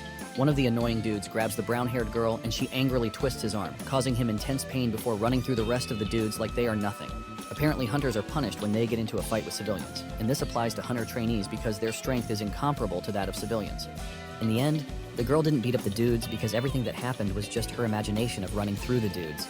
She even tells one of the guys that she has already imagined beating him to a pulp, but the dude just won't back off.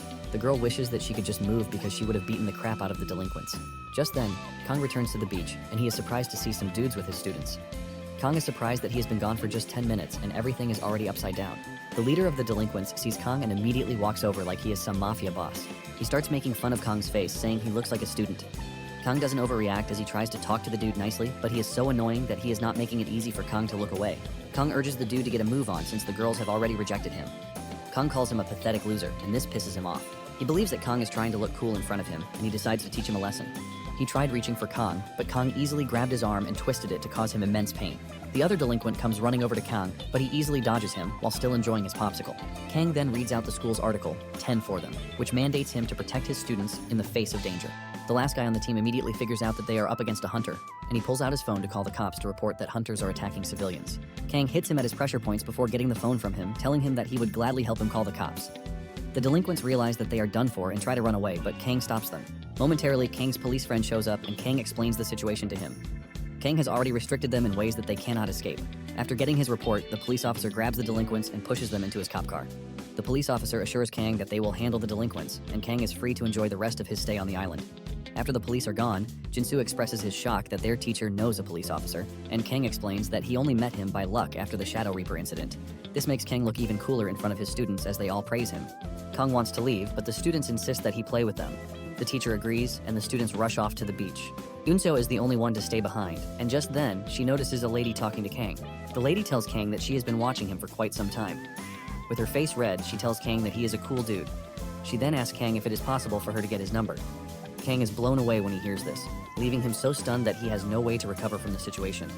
He doesn't even know what to say, and he starts to stutter. Before Kang gets the chance to save the situation, Eunso grabs him by the arm and drags him away after telling the lady that Kang is seeing someone.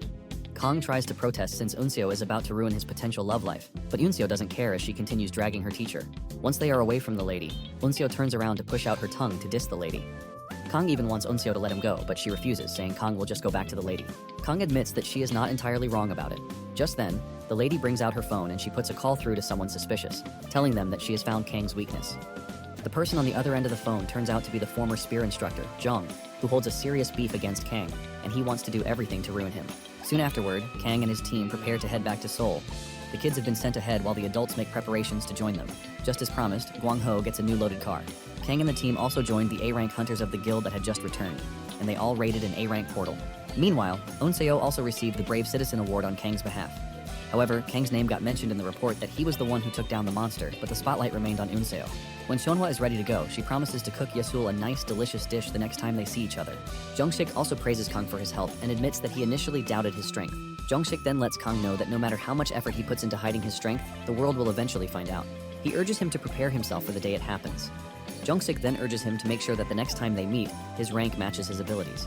Kang smiles, saying he will try his best to make sure this happens. With this, Kang and his team return to Seoul.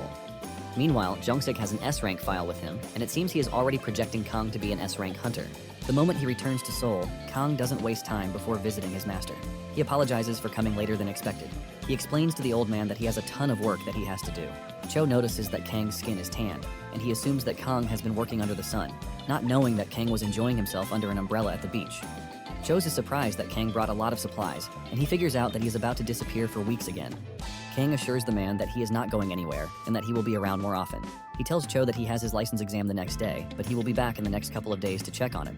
However, he will only be able to come over once a week again once the semester begins. After this, Cho tells Kang that he wants to make ramen, and he asks him if he is interested, but Kang says no. Kang crashes to the ground, saying he is tired, and urges the man to enjoy himself. While lying in the snow, Kang realizes that it has been 6 months since he met the old man. He figures out that the story will kick off in 1 year and 6 months, and this is when Seong discovered the secrets that made him strong. However, he discovered it 6 months later, which means there are still at least 2 years before he finds his path. Nonetheless, Kang feels something heavy in his chest. He knows that Cho might suddenly die since he didn't appear in the original story. Suddenly, Cho catches Kang staring at him, and he assumes that he is staring at the noodles that he is preparing. He scolds Kang for staring at his food when he said he was not interested. Kang is forced to reiterate the fact that he is not interested. Suddenly, Kang gets back on his feet, and he tells Cho that he forgot something in the car. Kang rushes out of the snowy plains because he forgot about the Kaoliang liquor that he put in the trunk of the car. He is stressed with the fact that he has to climb down the mountain to get it, but he is ready to do anything for his master. Kang whips out his phone, and he is shocked to see that he has a ton of notifications. There are 30 missed calls and 50 texts on his phone, leaving him stunned. Kang wants to believe that he is being pranked or something. He knows that he usually gets some missed messages and calls whenever he comes out of the portal, but the ones he is currently looking at are way too strange. He is still wondering what might be wrong when Seora's call comes through. Kang excitedly picks up the call, but the first thing he hears from Seora is her calling him a scumbag. Kang is surprised to hear this, but Seora continues by calling him a piece of trash, whom she expected so much from. Kang is utterly surprised, and he asks Seora what she is talking about, but Seora screams at him not to play dumb because what he did is already all over the news. After she is done calling him trash, she drops the call. Kang continues calling her name, but she is already gone. Kang stands there in confusion as he has no idea why Seora is talking trash to him. Just then, Kang sees a news article talking about why he refused the Brave Citizen Award. Someone had posted an article online that Kang is having a relationship with Unseo, which is why he rejected the award and had her collected on his behalf. There is an image of Unseo hugging him, which is attached to the article. Kang's eyes light up in shock when he realizes the news is already all over. To make it worse, Kang's identity and image are already circulating all over the internet. The image of Kang and Unseo together in Jeju is also trending everywhere. Unknown to everybody, the person who posted the article and driving the agenda is none other than the lady working with Jong. Kang screams out in rage when he sees the rumor flying around concerning him being a shameless teacher. Kang is still trying to contain his emotions when he gets a call from the vice principal. He picks up the call, and the vice principal reveals that he has been trying to get a hold of him. Kang reveals that he was inside a portal, which is why he wasn't available. Meanwhile, Kim Man-dong's phone is on the loudspeaker and it is placed on his table. Kang asks him if he has seen the article, and the vice principal says yes, but he assures Kang that he knows that he is not that type of person. However, the vice principal points out that the situation concerns the reputation of the school. Since he didn't handle their sparring match very well, Kim Man-dong lets Kang know that he is ready to back him up. Kim Man-dong then asks Kang what he plans to do. Kang replies that he is going to find whoever it is and make them pay for saying trash about his student. Kang then tells the vice principal to hang up because he wants to properly assess the situation. Man-dong acknowledges this and drops the call. It turns out that Yoonseo's mother is in his office and she heard the conversation. Man-dong assures the crying woman that Kang is a man of his word and that he will definitely turn the situation around. Apparently, the name that published the article is Nam Ji-min, but Kang doesn't know the name since it doesn't appear anywhere in the original story.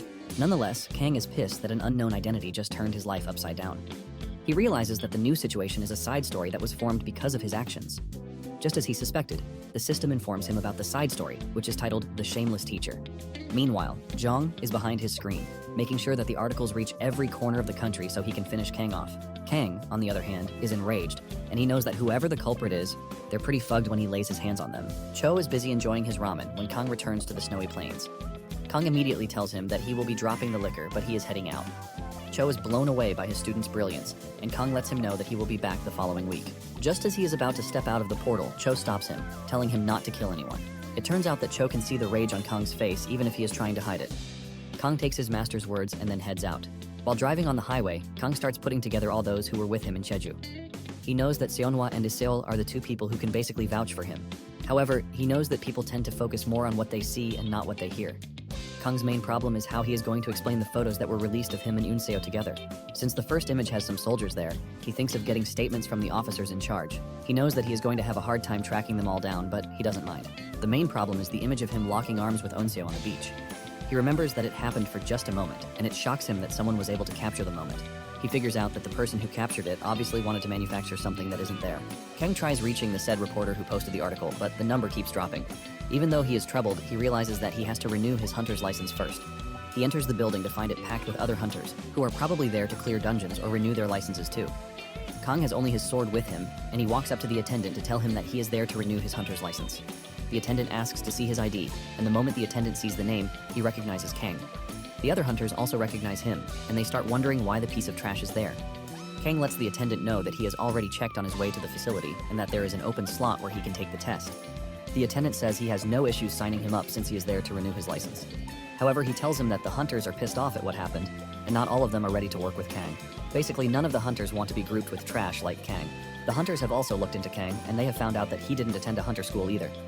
Everything is basically working against Kang at the moment. Kang cannot believe that everyone already knows his face, and this includes people he has never met in the past.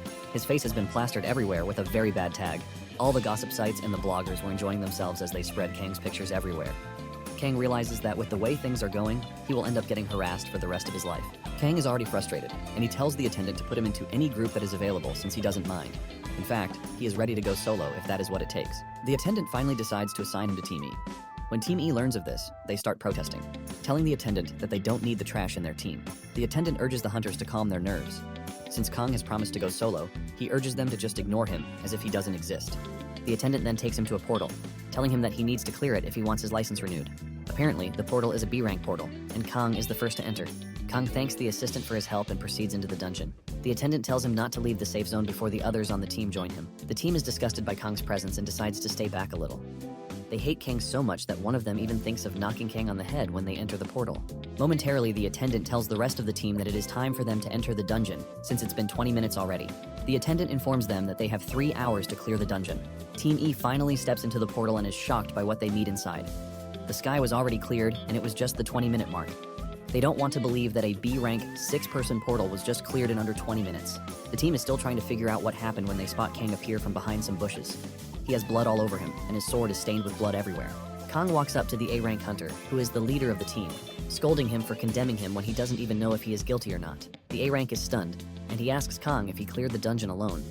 Kang says he was rushing, which was why he had to take care of the monsters as fast as he could. He tells the team that he has already killed the monsters, so the cleanup and disposal are left to them.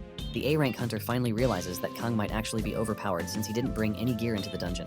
Just then, Kang moves closer to him with a terrifying aura, telling him that he wants half of the money that will be made in the dungeon. Since he is leaving to attend to other things, he demands that they send the payment to his account. With a scary voice, he tells the team leader that he knows the value of the merchandise and that they should not try to play tricks with him. After saying this, Kang turns around to leave. The orange-haired dude in the team berates Kang for talking trash to their leader. He asks the leader if he should call Kang back, but unknown to the others, the leader has been able to perceive Kang's true strength, and he wants no problem. He tells the orange-haired dude to just leave Kang and let him go. The attendant is shocked when he sees Kang stepping out of the portal, and he immediately assumes that Kang has done something to the rest of the team since he is all bloodied. Kang urges the dude to calm his nerves because the others are inside, busy cleaning up the monsters. The attendant reveals how shocked he is that Kang is able to clear the dungeon in under 30 minutes. He considers this the fastest record in the last 5 years. Kang then asks him who held the previous record. Apparently, a large guild once entered the portal, and they cleared it in 25 minutes. However, for the solo record, Isekai was able to clear the dungeon in just 40 minutes. When Kang hears this, he is also shocked, and he realizes that he must have pushed himself to the limit because he wanted to finish as fast as possible. Nonetheless, Kang feels a bit relieved as he has been able to unleash his anger and stress on the poor monsters. Once he has concluded his business, Kang leaves but urges the attendant to take care of the team. Minutes later, he puts a call through to Seonhwa. He already told her that he was going to call after the exam. Seonhwa is also shocked to hear that Kang is already done. Kang reveals that he had to hurry because of the current circumstances. Kang then asks Seonhwa if he can meet her reporter friend that she mentioned. Seonhwa assures him that he can, and she lets him know that she's going to be of assistance to him. Not long after this, Kang arrives at Seonhwa's place. Seonhwa shows up at the door to welcome him, and she tells Kang that he appears to have lost weight already. She asks Kang if he has eaten so she can get him something to eat, but he assures her that he is fine. Seonhwa then urges him to enter, assuring him that her friend is preparing the materials already. Kang enters and he meets Seonhwa's reporter friend, Lim Eunji. Lim Eunji introduces herself, revealing that she is from the Dongsuk Daily. Lim reveals that she has heard a lot about Kang from Seonhwa because she won't stop talking about him. Before she can expose Seonhwa, Seonhwa subtly punches her in the knee, causing her to crash to the ground and cry in pain. Seonhwa smiles, telling Kang that she is going in to get him something to drink. After preparing tea for everybody, Lim asks Kang if he is in a romantic relationship with Yunseo, but Kang swears that he is innocent. After this, Lim asks him if he has any evidence or witnesses to support his claim and debunks the articles flying around. Seonhwa is the first to talk, telling Lim that she knows the reason why Kang went to Jeju Island. In addition to this, she has a video recording with her. In the video recording, there are Jung-sik and Yesul vouching for Kang. Kang is shocked when he realizes that 2 people from the Haerang Guild have his back. In the video, they explained why Kang came to Jeju Island in the first place, and the fact that they close from work together every single day. Seonhwa assures Kang that they are ready to bear witness just in case the entire thing ends up in a courtroom. Lim is blown away by the video as she realizes that it is concrete proof that Kang didn't go to Jeju Island because of romance. Just then, they show Kang another piece of evidence that might help him out. It is a video recording of Kim Mandong. He tells the public that he totally trusts Kang. He reveals that the reason Kang declined the award was not to cover up a non-existent romantic trip. He mentions that Kang got a lot of attention when the school had a YouTube channel. Some of the attention was positive, while the majority turned out to be negative. The vice principal says people thought Kang could easily be preyed on because he is not from a hunter school. This caused the school to get so many dual requests, and because of what he faced thanks to the YouTube video, Mandong understands why Kang would want to avoid getting himself in the spotlight. Kang is shocked when he sees the video, as he didn't expect Kim Mandong to go all out for him. Lim then tells Kang that the videos alone should be enough proof that Kang is innocent. Lim tells Kang that she is going to write the article and publish it in no time. She assures him that the misunderstanding will be gone before the school semester resumes. Before Lim leaves, she tells Kang that she contacted the news outlet that first posted the article. They revealed that the reporter named Nam Jimin wasn't the one who wrote the article. Apparently, someone hacked into their system to post the scandalous article. Lim asks Kang if he's made any enemies lately, but nothing of significance comes to his mind. Lim then tells him to be careful because he is probably being targeted, and the next time might be something physical, unlike the news article. Lim basically urges Kang to be careful because she doesn't want to see him as a headline again. Kang thanks her for the advice, and this concludes their meeting. Later that night, Kang lies in bed with relief that Unseo's name has been cleared. However, he is still worried about who it is that might want to hurt him. He doesn't like the fact that the said person dragged his student, who is a kid, into the whole thing. He basically joined the school so he could have an easy life, but he has found himself caring about his students. Just then, he gets a notification on his phone. He checks out the message, and it turns out to be a solidarity message from his students. They all attach images of where they are holding Kang or where he did something good for them, claiming that they are also his girlfriend if an image of him and Unseo automatically makes them a couple. Jinsu shows an image of himself and the teacher eating ice cream together and says this is a perfect representation of his love life with the teacher. Kang sees this, and he is moved to tears. He realizes that he only wanted an easy life, which is why he became a teacher, but somehow, the students have become a part of him, even though he doesn't think he has done anything special for them. He can't believe that his students are always there to support him, even if the whole world turned its back on him.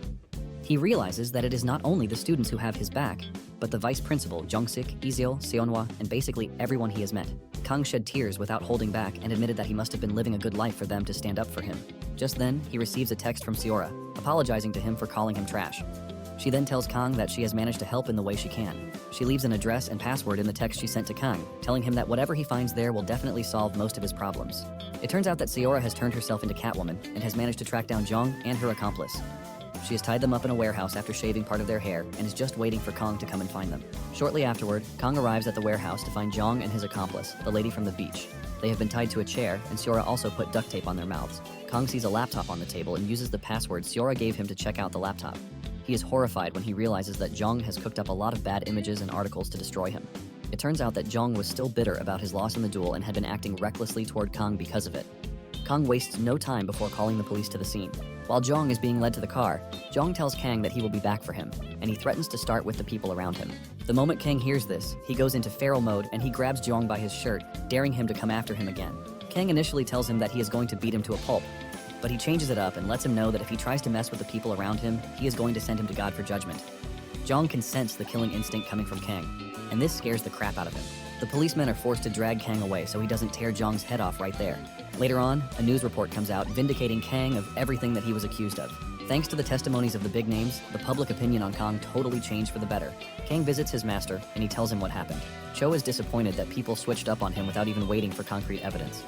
Cho then admits that a rumor is pretty dangerous. Cho also tells Kang that students are pretty commendable for going to such lengths for him. Kang then tells the old man that he considers himself lucky with people. The school even told him to take a leave of absence, but he refused because he didn't want his students to worry. Cho praises him for his ingenuity, telling him that he has to repay their kindness with his good teachings. Because of this, Kang tells the old man that he has a request. He asks him if he knows about the 3-talent sword method. This is a sword method composed of the basic skills of horizontal cut, vertical cut, and thrust. It is basically a lowly rated martial art, but Kang believes that it would be good to teach the kids. He wants to know if the old man has any idea about the skill. Cho replies that he doesn't know the 3-talent sword method, and he questions Kang's curiosity about it when he has not even finished learning the one he is currently learning. Kang then explains better to Cho, and Cho finally realizes that he was talking about the usual sword cuts method. Cho was totally confused because of the use of talents in the name. Kang then asks the old man if he knows any other technique aside from the one he has learned. Cho says yes, but he wants to know why Kang wants them. Kang reveals that he wants to teach his students so he can know that he has finally done something special for them. Cho disputes this, saying it is not a must for him to teach them martial arts. Cho then reveals that there was something he learned from the 3-bong dude when he went to the Wudong Mountain many years back. Kang is curious about what it is, and Cho reveals that the dude was good at medicinal herbs, which pushed him to produce amazing medicinal potions. Apparently, Cho was given the go-ahead to give it to his disciple if he ever took one under his wings. Kang is surprised that Cho didn't give it to him in the first place, and Cho lets him know that he has already helped him build his physique past the stage where he needs it. Kang believes that it is a tonic, but Cho corrects him, telling him that the herbs might not increase inner energy, but the effects are still amazing. Cho lets him know that it is easy to prepare, and he considers it the best gift that Kang can give his students. Cho then asks him if he is willing to learn it, and he says yes. When Kang resumes class, the herb is the first thing he gives to his students. After a sip, they start vomiting it up, as they complain that it tastes like poison. Kang cannot believe that the punks he calls his students are vomiting what should be helping their bodies. Jinsu also complains, but Kang doesn't waste time punishing him with an extra lap during their running activities. Kang lets them know that they have no choice because for the next 2 months, the first thing they will do is to drink the medicinal concoction. However, he lets them know that they are free not to drink it if that is what they really want. When Jinsu hears this, he realizes that it might actually be good for him if he drinks it. Since they are not in the class to take lectures for the day, Kang suggests that they say their goodbyes and disperse the class. The class president, Young Min-hee, stands up and the entire class follows. Just like a military salute, the students pay their respects to Kang, urging him to take care of them just like he did the past semester. The students start praising him, telling him that he is handsome and that he shouldn't quit. It finally dawned on Kang that the students were worried that he was going to quit the school. Once the students figure out that they still have their teacher with them, they finally disperse from the class. After the kids are gone, Seora shows up in the class. Kang is surprised and he asks her why she has come to see him. It turns out that Antas is now seriously interested in Kang, and they have sent Seora yet again. Kang already knew that they were going to come because he had made lots of noise in the recent months. Realizing that the situation is now dire, Kang calls out some names for Seora to hear. Seora is initially confused until Kang reveals that the names are the key figures in Antas. He wants Seora to warn Antas to back off, or else he will expose their top key figures. Seora is shocked to hear this, and she asks Kang how he knows the things that he knows. Kang replies that he simply did an investigation on his own. He also assures Seora that Antas won't touch her because they will be scared. Kang remembers what Jungsik told him about how he can't hide forever. Kang has now come to the realization that he has connected with so many people that there is no longer a turning back for him. Kang has finally accepted the fact that the original story has changed because of everything he has done from the beginning. Since this is the case, Kang has made up his mind to leave his attachment to the original stories and just make changes where necessary. Seora hears him talking about this, but it sounds like gibberish to her, and Kang is not even ready to explain. He simply tells her that he is looking forward to the new semester with her. Kang walks away smiling because he is just about to finally start his life. Soon afterward, Kang's students start seeing the importance of the medicinal herb that Kang is feeding them. The herbal tonic was given another name among them, which is the bitter water. Some of them have their grades go up, which is thanks to the medicinal concoction. Because of how bitter it is, most of them started using it to prevent drowsiness and also aid their digestion. The students have also had their stamina go up before the midterm exams. Everyone was surprised when the sword class achieved a crushing result. The other teachers are forced to ask Kang what it is that he fed his students to totally change them. Apparently, the students are almost at the same level as the third-year ranger majors. Kang is glad to be receiving the praise, but at the same time, he plans to make the students work harder since they have gotten stronger than before. In no time, they reach the end of the second semester. On the final day of class, Kang tells his students not to go on break and start playing around because there is a midterm evaluation after the holiday ends. Once the announcement is over, the students scatter and head home. Just then, Kang notices that Unseo and Yunsu are staying back. He asks them why they are not going with their mates, and the two reveal that they have something that they need to tell him. The two tell Kang that they are planning to apply for the martial arts tournaments, and they want to know where their teacher stands on it. Apparently, the martial arts tournament is an open tournament to all students from all hunter schools in the country. Since there are no rankings there, the third years usually get the best results. Kang then remembers that they talked about the tournament during the faculty meeting some days ago, but his mind had totally skipped it. This is because he wasn't expecting his students, who are first-year students, to be interested in the tournament. The girls reveal that they want to apply in advance since the preliminary stage starts by November. They are conflicted about it, which is why they need Kang's advice to see if it is a good idea or not. Kang tells the two that they might have difficulties against the second and third year students, who already have experience in the competition. The girls agree with him, saying that they are going to end up tarnishing his image if they attend the competition. Kang is shocked to hear this, and he demands an explanation for what they just said. Apparently, when Kim Se-jin was still a first-year student, she tried applying, but her teacher back then restricted her, telling her that it would be a disgrace to his name if she went into the competition to lose.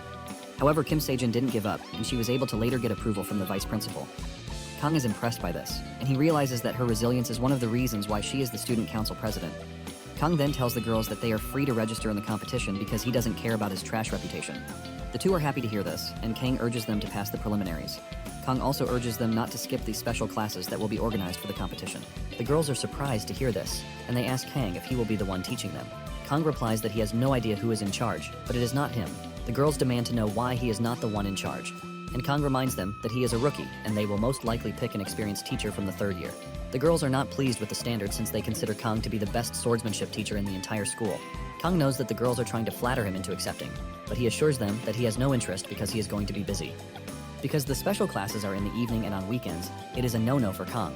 With a bright smile on his face, Kang tells the girls that he is going to submit their list to the vice principal, so all they need to do is prepare themselves for the competition.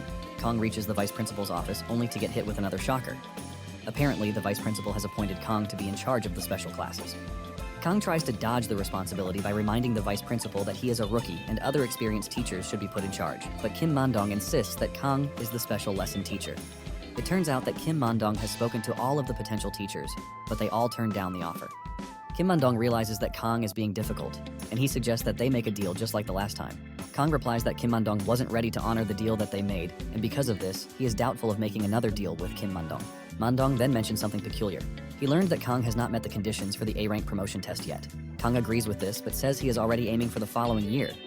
Mandong then smiles, telling Kang that he has an opportunity for him to be promoted to A-rank without delay. Kang hears this, and he becomes interested. The vice principal reveals that a recommendation from him, an S-rank hunter, will give him the chance to take the promotion examination. Mandong is pretty sure that Kang is going to pass. The deal is a very sweet one for Kang to just overlook. He knows that becoming an A-rank hunter means more money for him. Kang then asks if he can adjust the schedule since he is not going to be available on some days. Once they are in agreement, Kang steps out of the office. Kang intentionally accepted the offer just because he knew that his Mandong might come in clutch one day. Kang stares at the list in front of him, and he realizes that 2 of the current applicants are from the first year, while the last student, Kim Se-jin, is from the third year class. Since Kang has not seen Kim Se-jin since the duel, he hopes that she is doing well for herself. Meanwhile, Kim Se-jin is training herself to the death just so she can catch up to Kang's level. When Kang goes to the snowy plains, he tells the old man of his plans to train harder, leaving him shocked. He wonders why someone who is always trying to skip training is suddenly asking for more. He even suspects that he had killed someone and was running away from the authorities. Kang can only explain that he wants to get stronger than what he originally planned to be. Since he has decided that he will start making his own decisions, Kang wants to get stronger in case of any blowback. He also doesn't know what would happen when the world goes into chaos, but he wants to be ready to protect those close to him. Just then, he asks the old man if he can now read the writing from the outside world, and Cho says yes, claiming that it is not difficult. Just then, Kang shows the old man a swordsmanship book, telling him to take a look at it. Cho takes a look at the said swordsmanship textbook used in the outside world and concludes that it is nothing but trash. He says the techniques in the book are not even worth being considered third-rate martial arts. Kang smiles when he realizes that the old man thinks the same as him, and he tells the old man that his decision to stay in the snowy plains for the entire break is not for his own selfish interest. Apparently, he had come up with an idea when he started thinking about how to handle the special classes. Since Cho has fought against all kinds of weapons, Kang tells him that there are also textbooks on other weapons. He wants to know if he will be able to defeat the other weapons if he learned from Cho. When the old man hears this, he grins, and he concludes that Kang has an interesting idea. Cho realizes that Kang is basically asking him for a non-combat sparring match. This is the type of sparring match that takes place only with the use of words. It apparently doesn't improve skills like in a real fight, but it helps to find errors to perfect one's martial theories. Kang came up with the idea that if a grandmaster like Cho can help identify the weakness of modern martial arts, then he can teach them. With this, Kang can then teach the kids how to counter every single weapon. Kang is pretty sure that they will be unstoppable if they can master what he wants to teach them. In no time, Kang and Cho get down to training. In one of the sessions, Kang is able to sneak up behind Cho and try to land a hit on him. Even with the surprise attack, Cho is still able to block it, leaving a blasting effect. This continued for the entire holiday as they trained while taking notes about the entire session. Just as usual, Kang gets beaten up by his master sometimes for always acting like a punk. Kang and Cho had the time to bond well over everything, including ramen, and Kang considers this an enjoyable holiday for him. After the break, Kang gets to taste another flavor of food, which is not ramen, when he returns to the school's cafeteria. Kang is having an awkward moment with himself when Kim Se-jin shows up to greet him. Apparently the third years are the first to eat, which is why they ended up running into each other. They head to the training room, and Kim suggests that they have a sparring match.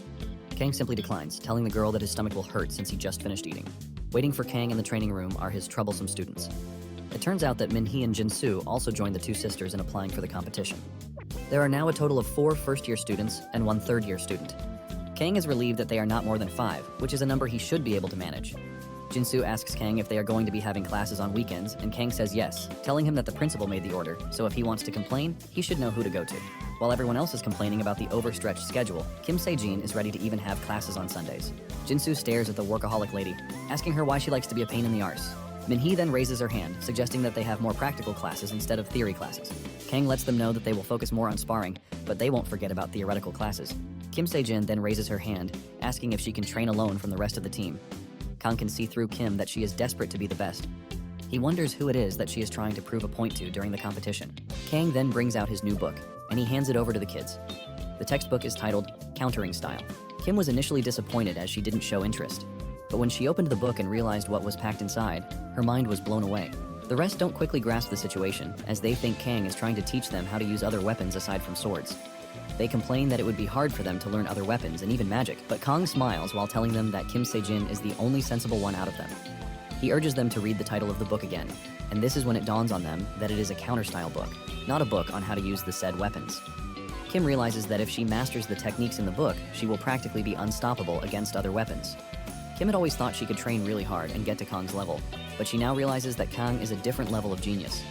A week after taking on the special class, Kang comes up with the idea to have a theoretical class on the first day and a sparring session on the next. Iseol has also joined to help train the kids. Kang even asked Seonhwa for help to heal the kids whenever they feel tired. Kang rotates this to help the students gain experience. Apparently, the first-year students will be going on a training camp, and Kang is already thinking of free time for himself. But in the end, the vice principal ruins it yet again. He tells Kang that he wants him to be the training camp instructor. Kang tries to remind the man that he is just a swordsmanship instructor and not a homeroom teacher, but the man insists, reminding him of the recommendation letter, which is at stake. In the end, Kang had no choice but to go to the training camp. Seonhwa asks Kang if he prepared any herbal concoctions for the kids, and he says yes. Kang says the herbal medicine is good to help the kids grow since they are still in their growing stage. They have received tremendous changes in their bodies since they started drinking the herbs. After one of the sparring sessions, Iseol offers to help Kang clean up, but he refuses, telling the lady that she has done enough already. Kang then heads to the locker to get his things, but Kim Se-jin appears behind him, startling him. Kang asks Kim why she hasn't left yet, and he fears that she might be there to ask for a sparring match. Kim says she is not there to spar with him, but has something that she needs to tell him. She hesitantly reveals that she won't be able to come to class this coming Saturday. Kang is shocked when he hears this, and he starts wondering why and what could be the reason. Usually, Kang would be happy that he has one less student to teach, but he realizes that he has been so passionate about teaching the students. Even Kim Se-jin was moved to tears when she announced the news to the teacher. Kang finds solace in the fact that it is just one Saturday. After this, the two sit outside to talk. The only thing Kang was able to offer the girl was his herbal concoction. It turns out that Kim Se-jin is going on a real hunt every weekend starting from this coming Saturday. Se-jin reveals that she would have loved to stay behind and get guidance from her teacher, but she has no choice. Kang also finds it strange that Se-jin is going for practical lessons on a weekend, which is against the rules. Se-jin then reveals that her father has already said he will be talking to the vice principal about it. Kang doesn't think the vice principal would agree because he is quite stubborn, and he asks Se-jin if her father is friends with the vice principal. This is when Se-jin reveals that her father is the guild master of the Aries Guild.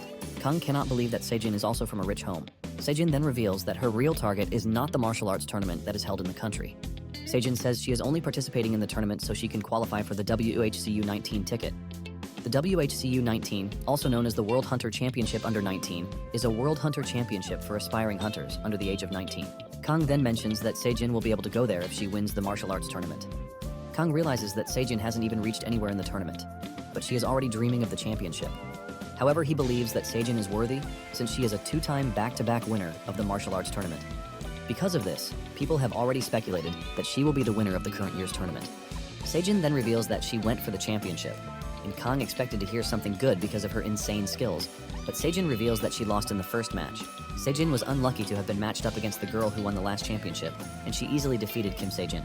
However, Se-jin doesn't blame this on luck because she believes that she would have done better against her opponent if she had the right skills. When Kang hears this, he pats Se-jin on the head. Kang tells Se-jin that he is proud of her because most people tend to be lenient with themselves, but Se-jin is always pushing herself. Se-jin's face turns red when she hears her teacher's acknowledgement. Kang then stands up, telling the girl that he's going to leave, but urges her to stay behind to get some more fresh air. Before leaving, Kang tells Se-jin to see her loss to the champion as the runner-up, not as a situation where she was eliminated. Kang leaves by assuring Se-jin that she did pretty well and should not be discouraged. After he is gone, Se-jin gets a call from her father, and her entire mood goes from bright to downright bad. She tells her father that she didn't quickly pick up his call because she was listening to a counseling session, but her father berates her, telling her that the only advice she needs is the one coming from him. Se-jin just stands there in disappointment, as she doesn't know what to say. The Aries Guild is also a prestigious guild, and Se-jin's father, who is an S-rank hunter, is the master of the guild. In the original story, the heir to the guild left to create her own guild, called Dawn. The name of the heir was Kim Se-yeon. Kim Se-yeon was a stubborn character who hated her parents so much that she had to change her name. The original protagonist, Kim Do-hyun, ended up learning in the Dawn Guild, and Kim Se-yeon fell in love with him in the process. It finally dawns on Kang what he has been missing from the beginning. He has been wondering why Kim Se-jin, who is obviously a skilled person, didn't appear in the original story. Kang was thinking Se-jin was just an impressive side character, but he finally figured out that Se-jin was the one who changed her name to Se-yeon, and she was the one who created the guild, Dawn. It finally becomes clear to him that Se-jin is the female protagonist that he has been missing. Well guys,